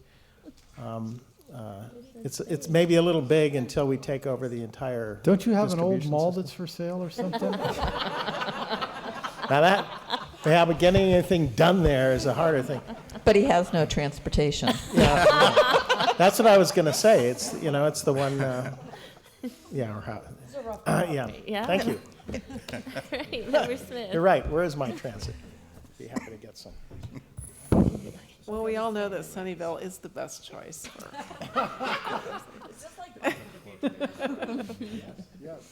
Now, of course, we would be happy to continue to host the global headquarters of Silicon Valley Clean Energy. Even though it's a local agency, we can still call it the global headquarters. Yeah. Don't forget Milpitas too, because we have BART coming in, so. Oh, they have, yeah. Transit. In all seriousness, I'm very pleased with the responsiveness of staff to the concerns and addressing the concerns, and also the proactiveness of telling us about your efforts so far in finding a headquarters or adapting the current one or taking those steps. I think that was probably in play longer than a month ago, but I do appreciate that you stuck it in this report. And also, I do appreciate that you addressed the concerns so adroitly, so much appreciated. Thank you. Thank you. Member Elahi? And we'll go this way. Yeah, thank you very much. And what I really appreciate is all the comments we made. You guys took them down, and you spent the time and trouble to address those. And I appreciate Dawn and Monica coming back to me on a question I had asked last time and specifically addressing that. So thank you very much for doing that. And Member Bruins? I guess I want to join the chorus here, but maybe from a slightly different perspective, and that is having been, absent, coming in and seeing this, the way you approach the presentation and such, I had to remember that I wasn't here because seriously, because you went through, and the fact that you responded directly to any of the feedback. I did not watch it live. I did not watch the tape. Okay. But the fact that you hit on all the things that was brought up, for someone who's absent, you actually just brought them up to speed instantly. So thank you for all the hard work, because I know, Dawn, you're putting a lot of this together and all, but there's a whole team behind you guys. But I do really appreciate the work, because I think the budget is usually a tough item on anybody's agenda, as all of us as council members probably say. But this was really succinct and to the point and great. Thank you. Great. Any other? Yes, Member. Oh, just scratching your cheek. Yes, Member Miller, or Vice Chair. Sure. So the process for this heavily involved the Finance Committee. So I want to thank the members of the Finance Committee who were able to show up on a very regular basis and work through a lot of the issues. There was a lot that went into this. I want to thank staff. There were a lot of questions that got raised by Finance Committee over the whole course of this that had to be reflected in the budget. I want to talk about the reserves, just because everybody forgot. We did meet the minimum reserves last year, and hopefully at the end of this budget we will hit the midpoint. And eventually we're going to have to figure out, before we go over the top line, how we're going to deploy all that money. So we've been in the zone for a year now. It will be good to be in the middle of the zone. And again, I really want to thank everybody on the Finance Committee who participated. It was their effort that really helped keep staff happy. Who's on? That's the wrong word. Can you remind us who's on the committee? I think we should just go by who showed up at the last meeting. Okay. Raise your hand All right, if you with guys that, showed up at the last meeting. I'm gonna end this. It was good. So, thank you, Vice Chair. So I just want to also echo my thanks. Putting a budget of over $300 million is not an easy feat, and the fact that it's moving so quickly this evening is due to a lot of hard work behind the scenes by you, Dawn, and Girish, and the entire staff. So thank you very much for your hard work on that. So with that, I'm going to call the question. All those in favor? Anyone opposed? Abstentions? Motion carries unanimously. Thank you. Are you sure there's no one else to thank? All right, we are moving along here. We're going to item 5, the Electric Vehicle Infrastructure Joint Action Plan. And we have presenting this evening Director of Account Services and Community Relations, Dawn Bray, and Director of Decarbonization and Grid Innovation Programs, Amy Bailey. Welcome. I think it's just me. Oh. Oh. He's gonna do both of them. Although there's. Man, this is a rough job. if it's only Dawn, who are we going to start thanking? All right, thank you, Chair, and good evening, directors. So our task tonight is to review and approve the EV Infrastructure Joint Action Plan. As you know, we've been working hard on this over the last 5 months or so. We've been working with the assistance of the e-mobility group, and I'd like to introduce Richard Shorsky and Sam Irvine. They've both been indispensable in this effort. I'd also like to recognize Justin Zagunis, who many of you know. He's a staff analyst on Amy's team. He was a huge part of this, but he's on vacation this week. He'd love to be here, but apparently Hawaii has certain qualities. So,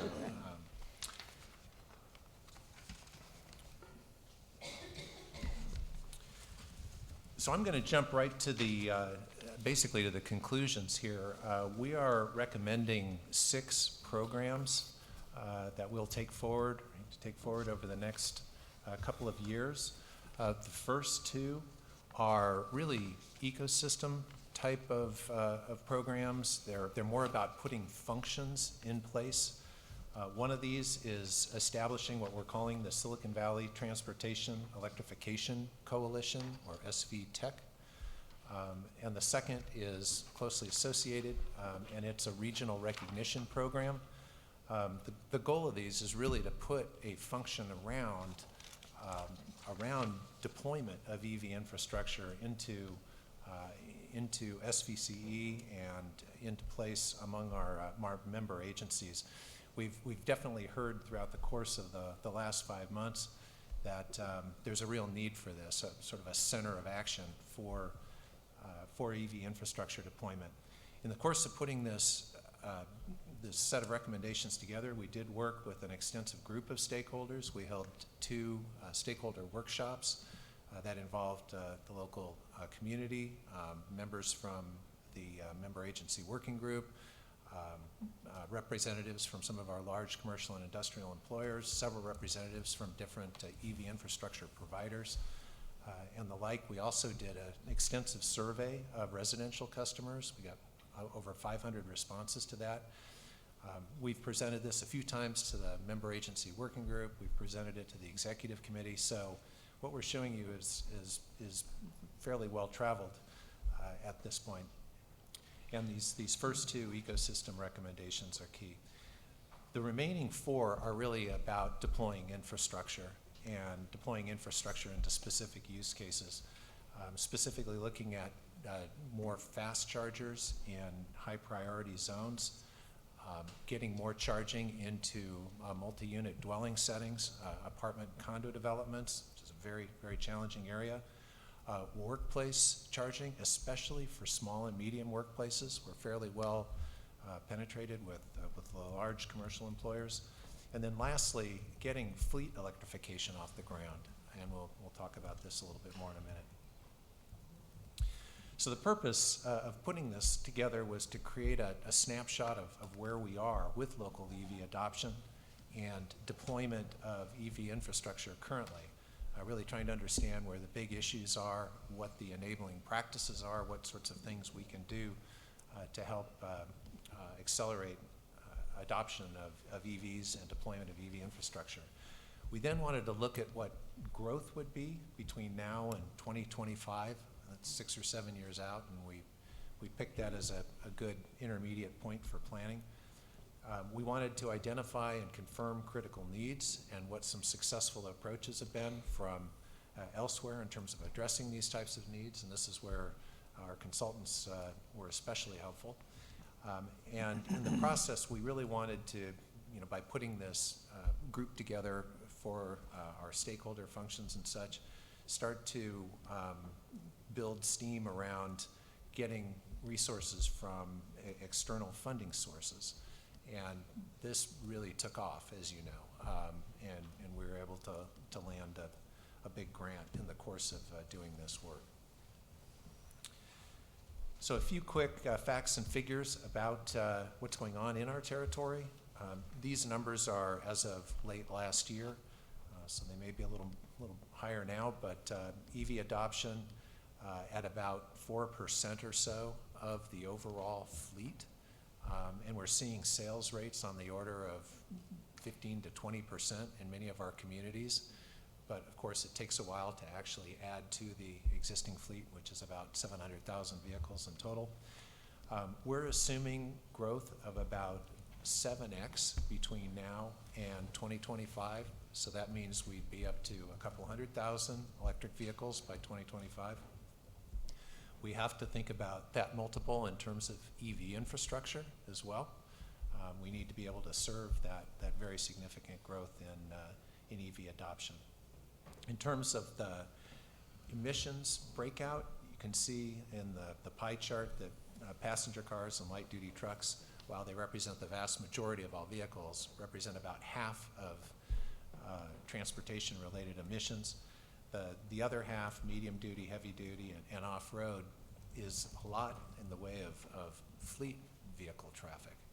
And we're really sort of at square one as it relates to electrifying fleets. And it's, you know, there aren't as many vehicle options there, the infrastructure is more complex, but it's going to be a really important area for us to start to tackle, and we have a program focused on that. In terms of the various charging use cases, starting at the bottom on the left, single family and MUD are basically residential or home charging use cases. Then we have our workplace use cases, and the big, large employer use case looks a little different than small and medium. Small and medium is often in a tenant type of environment or mixed use type of environment. Fleets, as I just mentioned, and then destination retail. You've probably seen chargers at your Whole Foods or Best Buy or whatnot. That's what that is. And then corridor charging is typically level 3 charging and is heavily in demand now, as you know. It's where you charge if you're on a trip. It's where a lot of Uber and Lyft drivers are charging now, and there are often lines at these certain times of the day.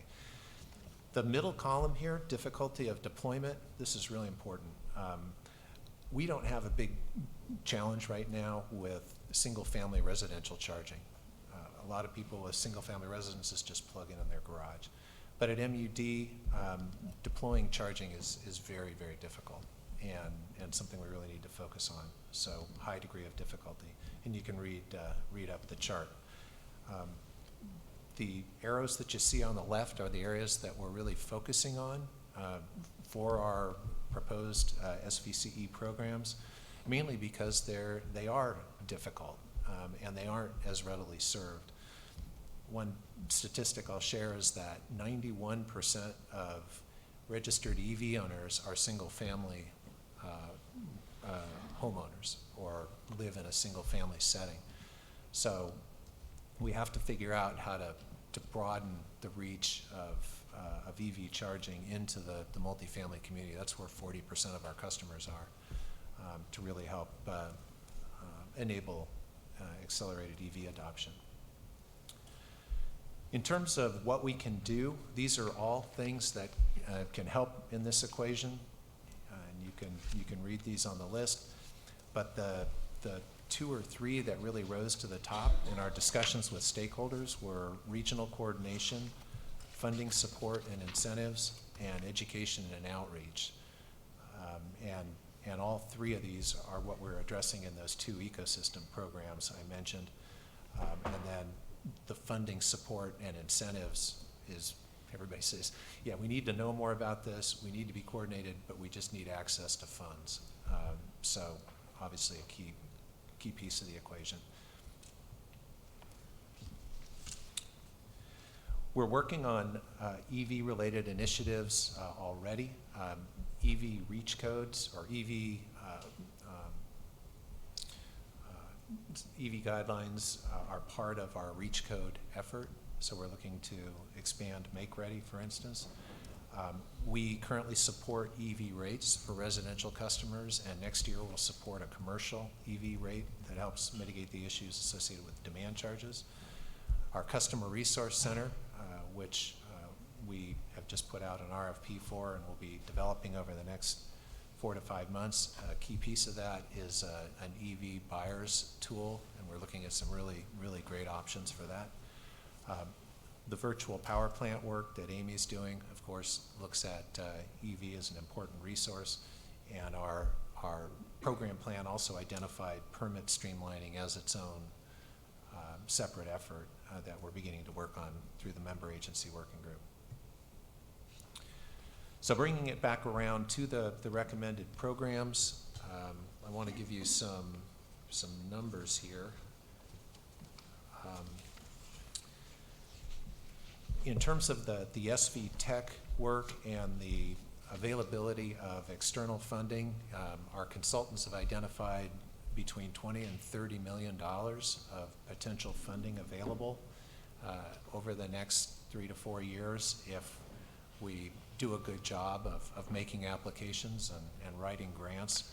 So we're looking at funding a grant writer, for instance, as part of this effort, and working with our member agencies and potentially with other CCAs like we did with the Cali VUP grant to form consortiums to get that money. Could you speak up a little bit, Don?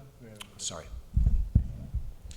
And around regional recognition, again, we're pretty well connected with some of the major employers today, but we see an opportunity to add, hundreds of additional stakeholders to this list by working on a regional recognition program. In terms of priority zone DC fast charging, we would envision putting in 30 new fast chargers as part of our work. 450 level 2 chargers in MUD, 325 in workplace, and then doing 12 grants to local fleet owners. So that's the scope that we've identified with this. In terms of associated costs and how the money would be allocated, I'll just point out what some of the rows mean. The top row is really about the work involved in forming these programs and supporting the programs from a staffing standpoint, and that may be internal SVCE staff or our program partners at SMUD or other consultants. But then the third row is really about the money that's going out the door to fund the actual installation of infrastructure. So you can see about how that breaks out. In terms of Cali VIP, Cali VIP will basically double the investment that we're putting into this of $6 million. So you can, in very, very round numbers, you could take those numbers I just shared and double them. We think that will be the order of magnitude impact of what we're recommending here programmatically when we include Cali VIP funding. So the numbers we're talking about will be material to what's already deployed out there today. So in terms of next steps, we would see focusing initially through the remainder of this year on forming the SV Transportation Electrification Clearinghouse, standing up the regional recognition program, and beginning work on the priority zone DC fast charging program. And that would really be around identifying where we believe these priority zones will be, and putting together the RFP to get third parties engaged in proposing on deployment at those sites.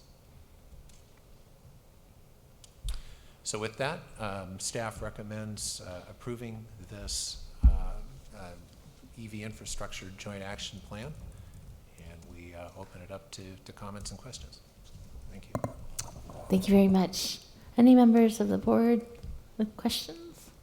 Yes, Member Lahi and then Member Sinks. Yeah, I was interested in your virtual power generation, I guess. The virtual program you're calling it, virtual, is that where the car that you charge then feeds electricity back to the grid when it's needed, or is it something else? So yes, that concept is certainly consistent with the virtual power plant, though what is likely to be deployed nearer term is what's called V1G versus V2G, which is just varying the rate of charging. So if you cut the rate of charging in half on all the charging that you're doing in a given hour, say across a charging network, you reduce demand on the system. You in a sense, help generate power. That's the virtual power plant concept. So it's varying rate of charge versus necessarily putting electricity back on the grid. Down the road, that V2G, or actually taking electricity out of a battery and putting it on the grid, may become part of a program like that. There's been no serious movement on that? It's just something out in the future? Or, because I mean, you're talking about hundreds of thousands of vehicles charged up. It sounds like that would be a good source of power. But nobody's doing any work on that yet? Or? There are tremendous opportunities around that, but there are lots of issues in terms of whether the the auto manufacturers want to support, broadly speaking, that None use of the case. cars do it today. Right. It's one of these things that's technically feasible, but there are a lot of kind of operational and probably warranty-related issues and so forth at the present time. Okay. Okay, other questions? Yes, Member Yule. Don, thanks for the great report, and thanks for spending so much time on this important issue. These emissions from cars are about 50% of our emissions, so this is an important point of focus.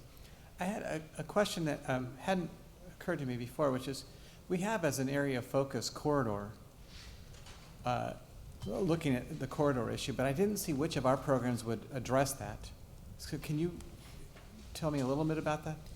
So we're imagining that the DC fast charging, priority zone DC fast charging would really, in effect, combine corridor and proximity to MUD or Okay. particularly, Double dipping, high sort of. density, Okay. yes, high density portions of a city. Thanks. Other questions? No? If not, I will open this up for public comment. Any members of the public wishing to speak? No? Yes, silence. If not, we will, yes, we are, yeah, our two other members are not here. If not, I guess we'll bring it back to the board. And I had Member Singson and Member Gray. Yeah, I had a Comments? comment. So, and a question, but I thought I'd try to hit it all in one go. So I'm, as you know, I've been interested in making sure that the programs we're doing, particularly in this area, are complementary to CARB's and the Air District's programs. Can you comment on what you've done to try to achieve that goal, to make sure we're not duplicating programs or incentives, to making sure that, we're all working together, but not stepping on each other's toes? So one of the big functions of the SV Tech is really to help educate and involve our stakeholders in all available funding opportunities. So we really see this as a key way to leverage opportunities even better than they're being leveraged today. A lot which means what exactly? It means Well, we'd get more chargers, right. or It means taking advantage of available opportunities, say from a back mid that perhaps stakeholders aren't aware of today. And that's something that we heard a lot in our travels, was that it's really difficult to stay abreast of what all these opportunities are and to understand the nuances associated with them. So yeah, we do not want to duplicate or, in a sense, compete with other opportunities that are out there. We want to add to and would really be making a very conscious effort to do that. We'd also want to cross-advertise. So, and we see that today on the BACMID website. They'll point to CCAs as other available, or there may be funding available at your local CCA. We would do the same thing with BACMID or other. Great. local Have sources. BACMED staff had an opportunity to review this plan? I'm not sure, to tell you the truth.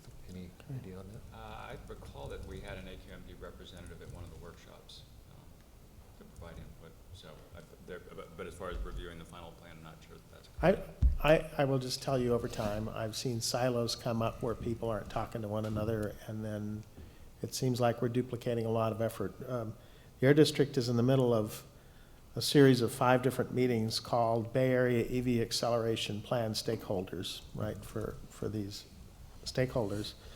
So I attended the one at San Francisco at Lyft, and there's incredible dialogue. So, for example, Lyft has bought a whole fleet of EVs, and the reason is they know that, frankly, they're drawn from conventional transportation systems, transit systems, and they want to go green, and so they are buying EVs in fleets and then letting their drivers, I guess, who will be employees soon enough, perhaps, actually run them, right, in lieu of their own cars. So I think there's a bunch of things going on. In order for that to work, right, they would need to have banks of fast chargers at, say, airports, where they tend to hang out waiting for the next fare.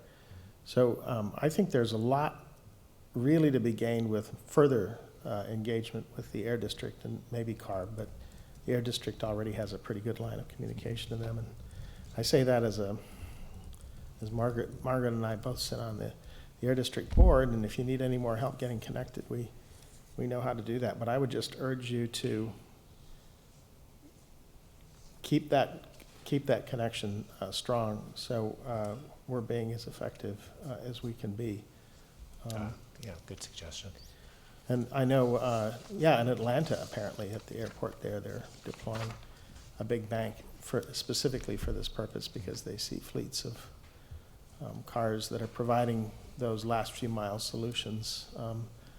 And I could imagine here at the Mountain View Caltrain station or the Sunnyvale station, we might get a lot of bang out of cars there that would be charging, awaiting a train arrival, and various other transportation hubs to cities like mine that don't really have much effective transit.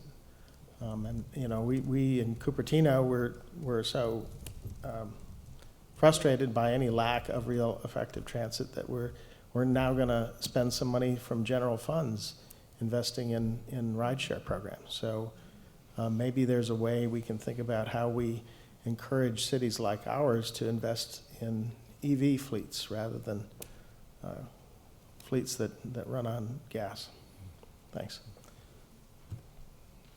Gosh, so great comments, Rod, and very thought-provoking. And I'm not sure mine are going to be terribly relevant, but I'm going to make them anyway as an individual user. I feel like it may not fit into your program, the 6 specific programs that you've listed, but I hope we won't lose sight of doing things that continue to support the ownership of electric vehicles, including supporting the carpool extension and the use of carpool lanes throughout the state of California, and that we continue to support other state initiatives that may help incentivize people to purchase the electric vehicles to start with, and then ultimately working with our corporate partners, particularly as we're doing these micro negotiations with companies we're trying to keep from going to DA, that looking at free charging programs for their employees as an additional employment perk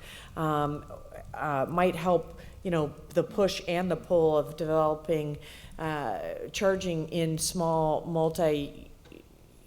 multi-tenant buildings or multi-tenant office buildings. So I just kind of, I'm in complete support of everything you put out there. I just feel like as a person who owns an electric vehicle and from a town where we don't have a lot of commercial business to start with, none really, but a whole lot of electric vehicle drivers, I think we feel it is important to continue to support the ownership that the privileges that come with ownership. So I'd just like to go on record as saying those are key things for me too, whether they're handled by this program or by our own legislative arm. I'll leave it up to you guys. I wasn't going to say anything, but Courtney, just so you know, starting January 1st, VTA has implemented a new policy. If you have a sticker, you'll be paying a toll. And that was put in place with virtually no public outreach. And it was cast as a policy for which they would later make a decision. And staff made the decision the next day once the policy was approved. So starting January 1st, you'll pay half the carpool rate in all express lanes in Santa Clara County, courtesy of VTA. Do you still serve on the VTA policy? It used to be free, and we are the first county to have implemented that strategy, though they say all of them are doing it, and somebody in LA did. So if anybody saw the grand jury report and responded that they didn't think there was anything wrong, I would strongly disagree. I second that. If I can jump in with oh, yeah, no. Wasn't the motion. I was going to suggest a belated answer to Javed's earlier question. I was reminded of it was an interesting school bus example as it relates to V2G. Yeah, appreciated the mention of the V2G opportunity because it is going to be very consequential, I think, in the next few years. As Don indicated, the light duty segment is going to be the longest to be delayed for actually putting energy back on the grid. But as we speak, CEC with CARB support has provided funding for a whole bunch of electric school buses in California, most of which will be equipped for V2G operation. And we hope if the staff chooses to go forward with the electric school bus program in response to the board decision today, that we would get out and talk to districts in the area about their plans for electric school bus operation, and specifically to and explore the links to the VPP that's going to be set up here by SVCE. So those are assets that are, as you would expect, 100% available in the summer as just storage for the grid, as well as most weekends and most off time during the school day. So they're ideally suited, and the numbers we've seen is something like $10,000 of revenue per vehicle per year of additional revenue to the school district, and of course all that battery power being available for grid services when they're not being used for transportation. So it's an exciting use case, and it should be coming down the pike within the next couple of years. Good to hear that. All right, yes, Member Euler, did you I was have just ready to move approval of the awesome EV action plan. Please do. All right, motion by Member Euler, second by Member Smith. Any other discussion? All right, and if not, all those in favor? Aye. Aye. Opposed? Abstentions? Motion carries unanimously. Thank you very much. Thanks for your hard work on this. All right, we are moving on to committee reports, if I can find mine. So I will start off with item 6 is executive committee meeting report.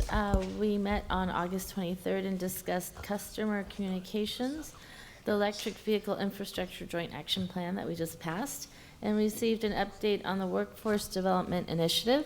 The group also discussed changing their regular meeting schedule, which will remain the same, with the exception of a revised start time at 9 a.m. the last Friday of each month. And the next committee meeting is scheduled for September 27th at 9 a.m. at the SVCE office. Any questions on the report? Any members of the public wishing to speak on this item? If not, we will move on. That was just a information item, so we'll move on to the next report from Finance and Administration. Vice Chair. So the Finance Committee met on September 3rd, and we obviously discussed the budget at great length for our 87th millionth time, so that was good. You saw that tonight. We also looked at some of the contracts that were on consent calendar tonight, and we moved forward with renewing our $35 million line of credit, also something you saw. And then we got an update on some of the details for one of the major work plans for next year, which is getting us an official credit rating. There's some other stuff, but those are the highlights. Right. It was more getting us a better credit rating. It was getting us a better credit rating than anybody else, right? Aspirationally, we would love to have the best credit rating, but realistically, all we need is investment grade rating to fulfill the needs of the organization. I will be disappointed, but I will not show it if we get the same as everybody else. But aspirationally, we would like to be better. Great. Any other questions? Any members of the public wishing to speak on this item? If not, we will move on. Thank you. To item 8, the Legislative Ad Hoc Committee report by Director Sinks.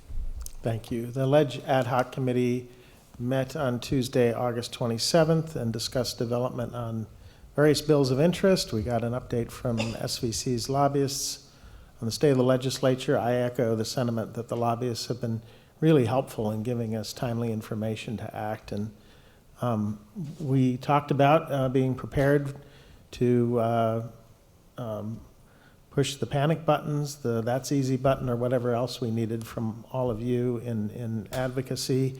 I'm delighted to hear that it seems like we've sailed through this session. At the start of the year, we had some hopes and aspirations that perhaps a bill would be run to be proactive on what we wanted instead of just fighting defensively for what we didn't want. I hope that CalCCA is able to reevaluate and see what we could bring forward to the legislature this next year, and as we become increasingly important and responsible players.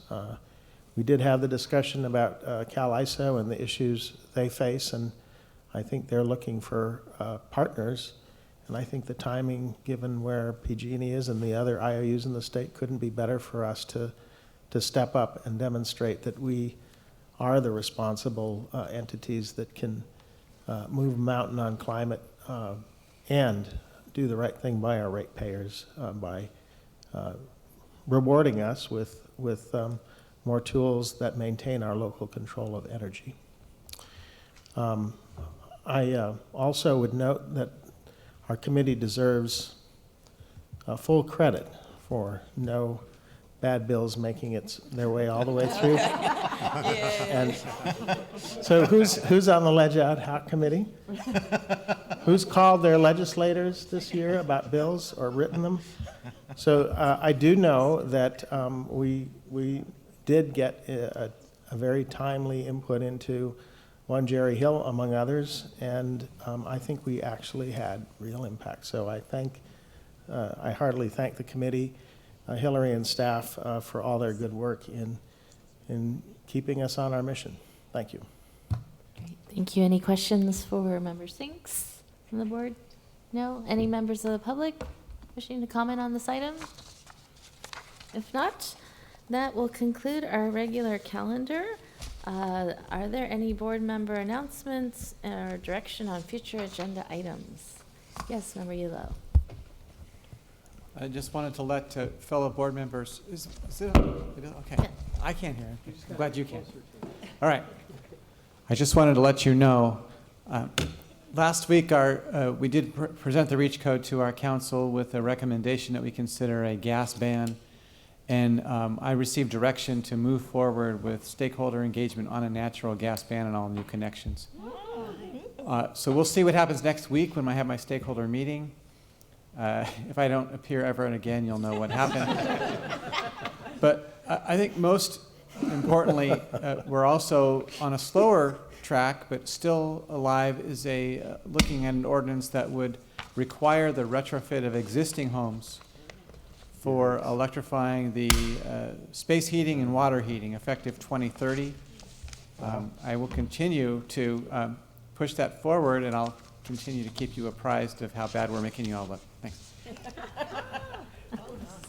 Yeah, that's well done. Moving on to Member Ellenberg. Santa Clara County will get there, perchance.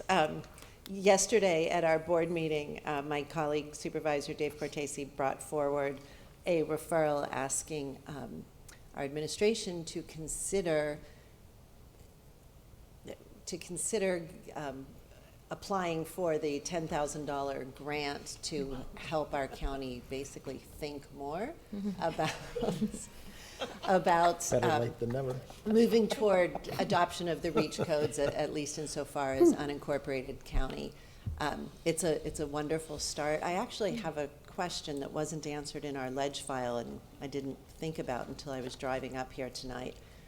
What exactly does that $10,000 cover? Because clearly it's not enough to electrify anything. Oh, no, this is just for your staff time to get the resolution to the council.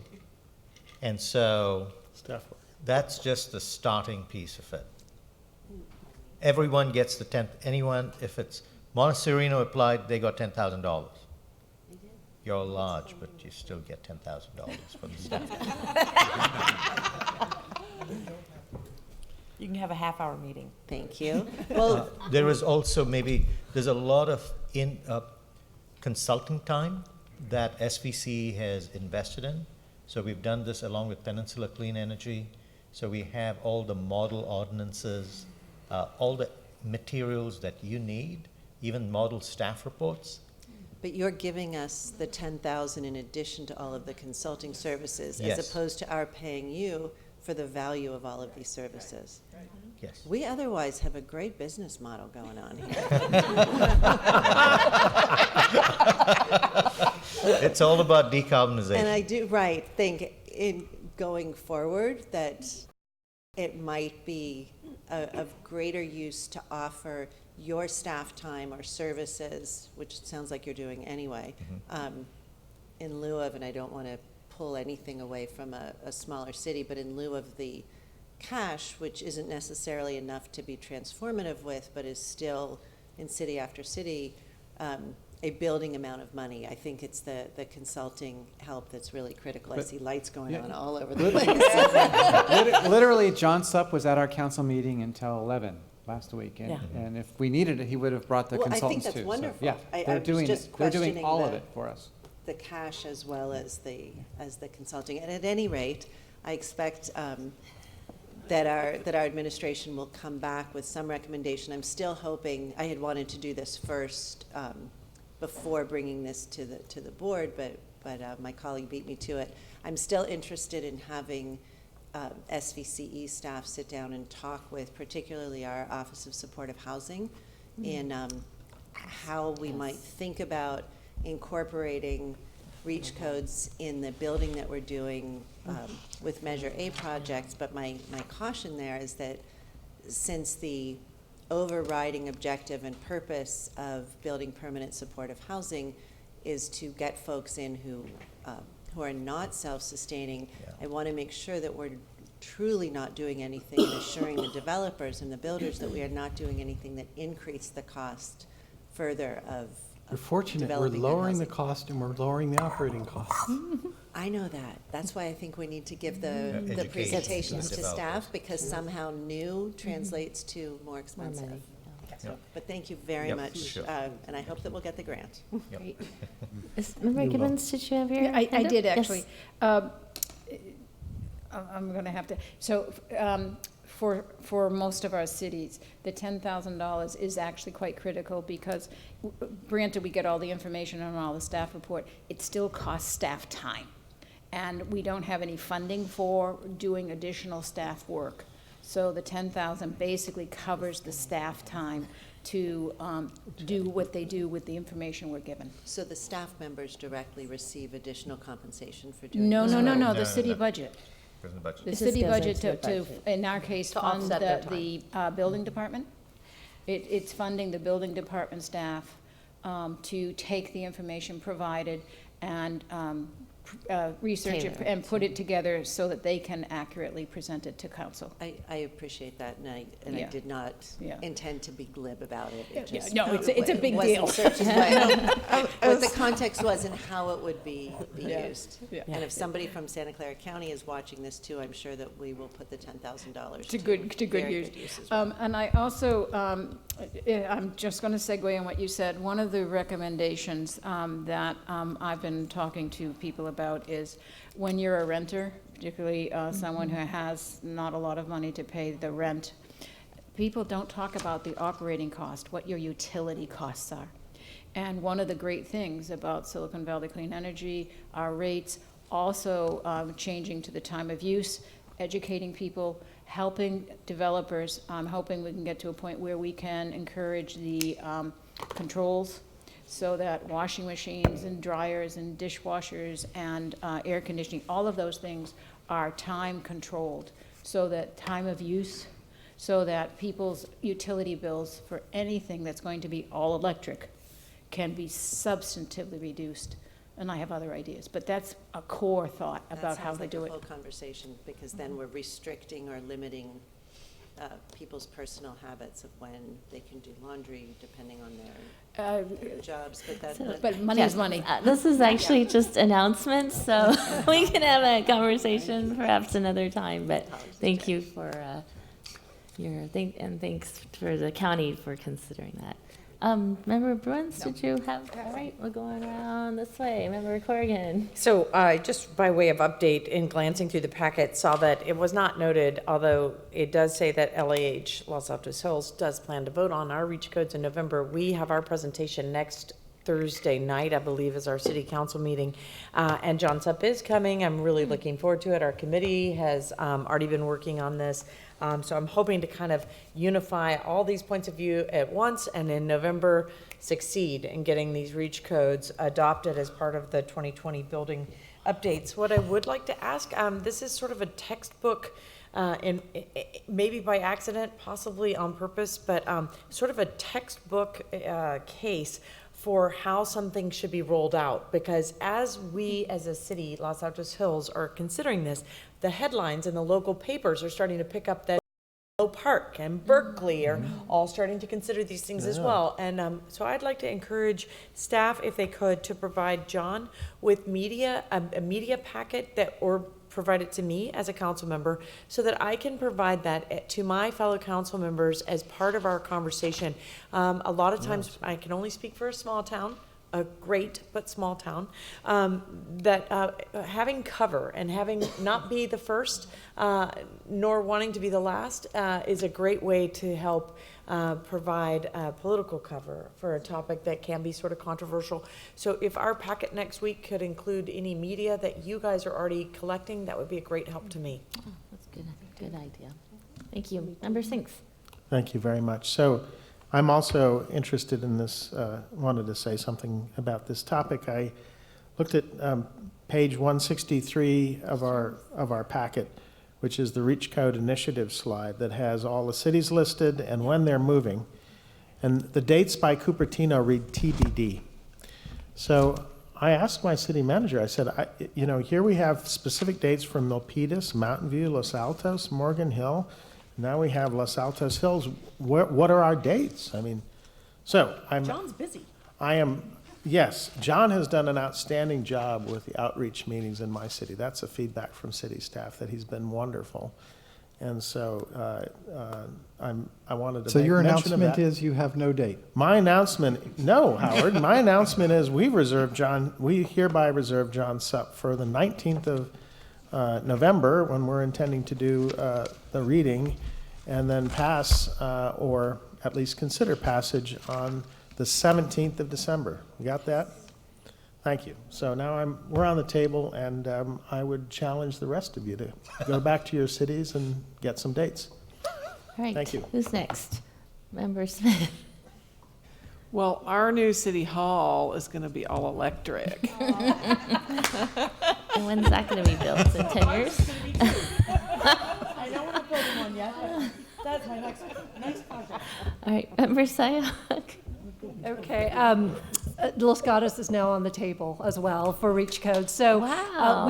it is on the agenda to discuss on November 5. And so if I could also put John That on is- our calendar for November 5. That's huge progress for Los Gatos. We're right? making progress, and we're hoping for 2020. So that was first announcement. Also, we had a discussion of the value of working with our legislators.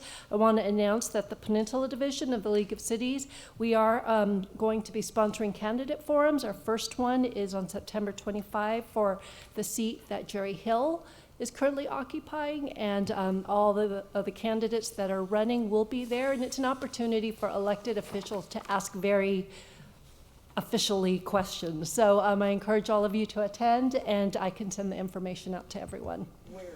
It will be in Menlo Park, September 25 at 11:30.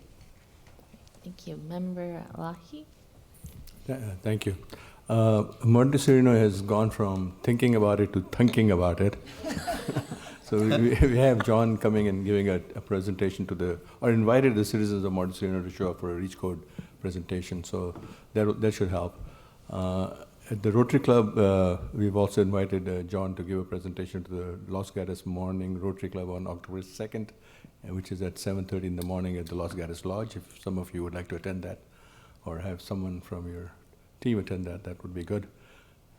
And good work, guys. Keep it up. Thank you. Great. Thank you. Member Montana, do you have anything? All right. Not today, not this evening. I'm just absorbing everything.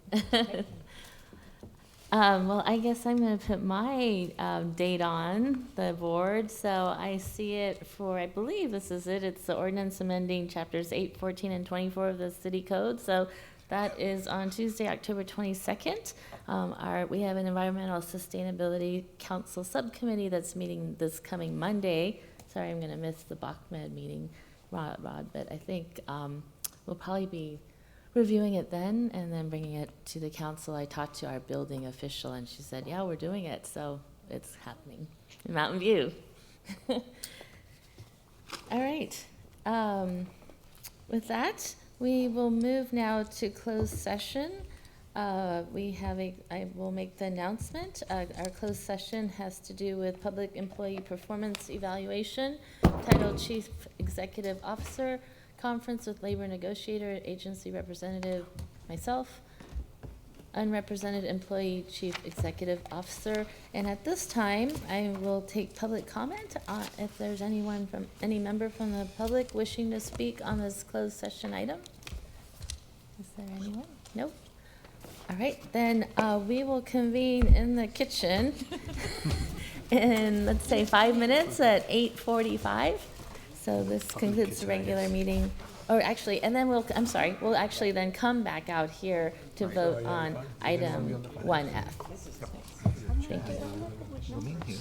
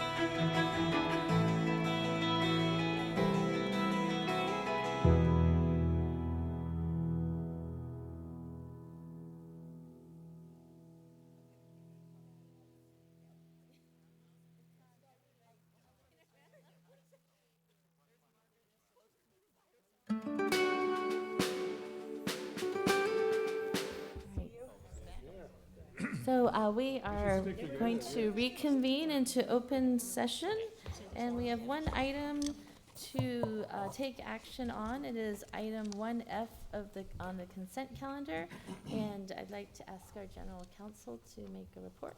Yes, under a new requirement of state law, I do need to just orally report what the financial terms are of the contract amendment for the CEO contract, and I'll just briefly outline the 4 items, which is to increase the CEO annual salary from $290,000 to $315,000 per year, make an additional contribution of $3,500 to the CEO's 457 retirement plan.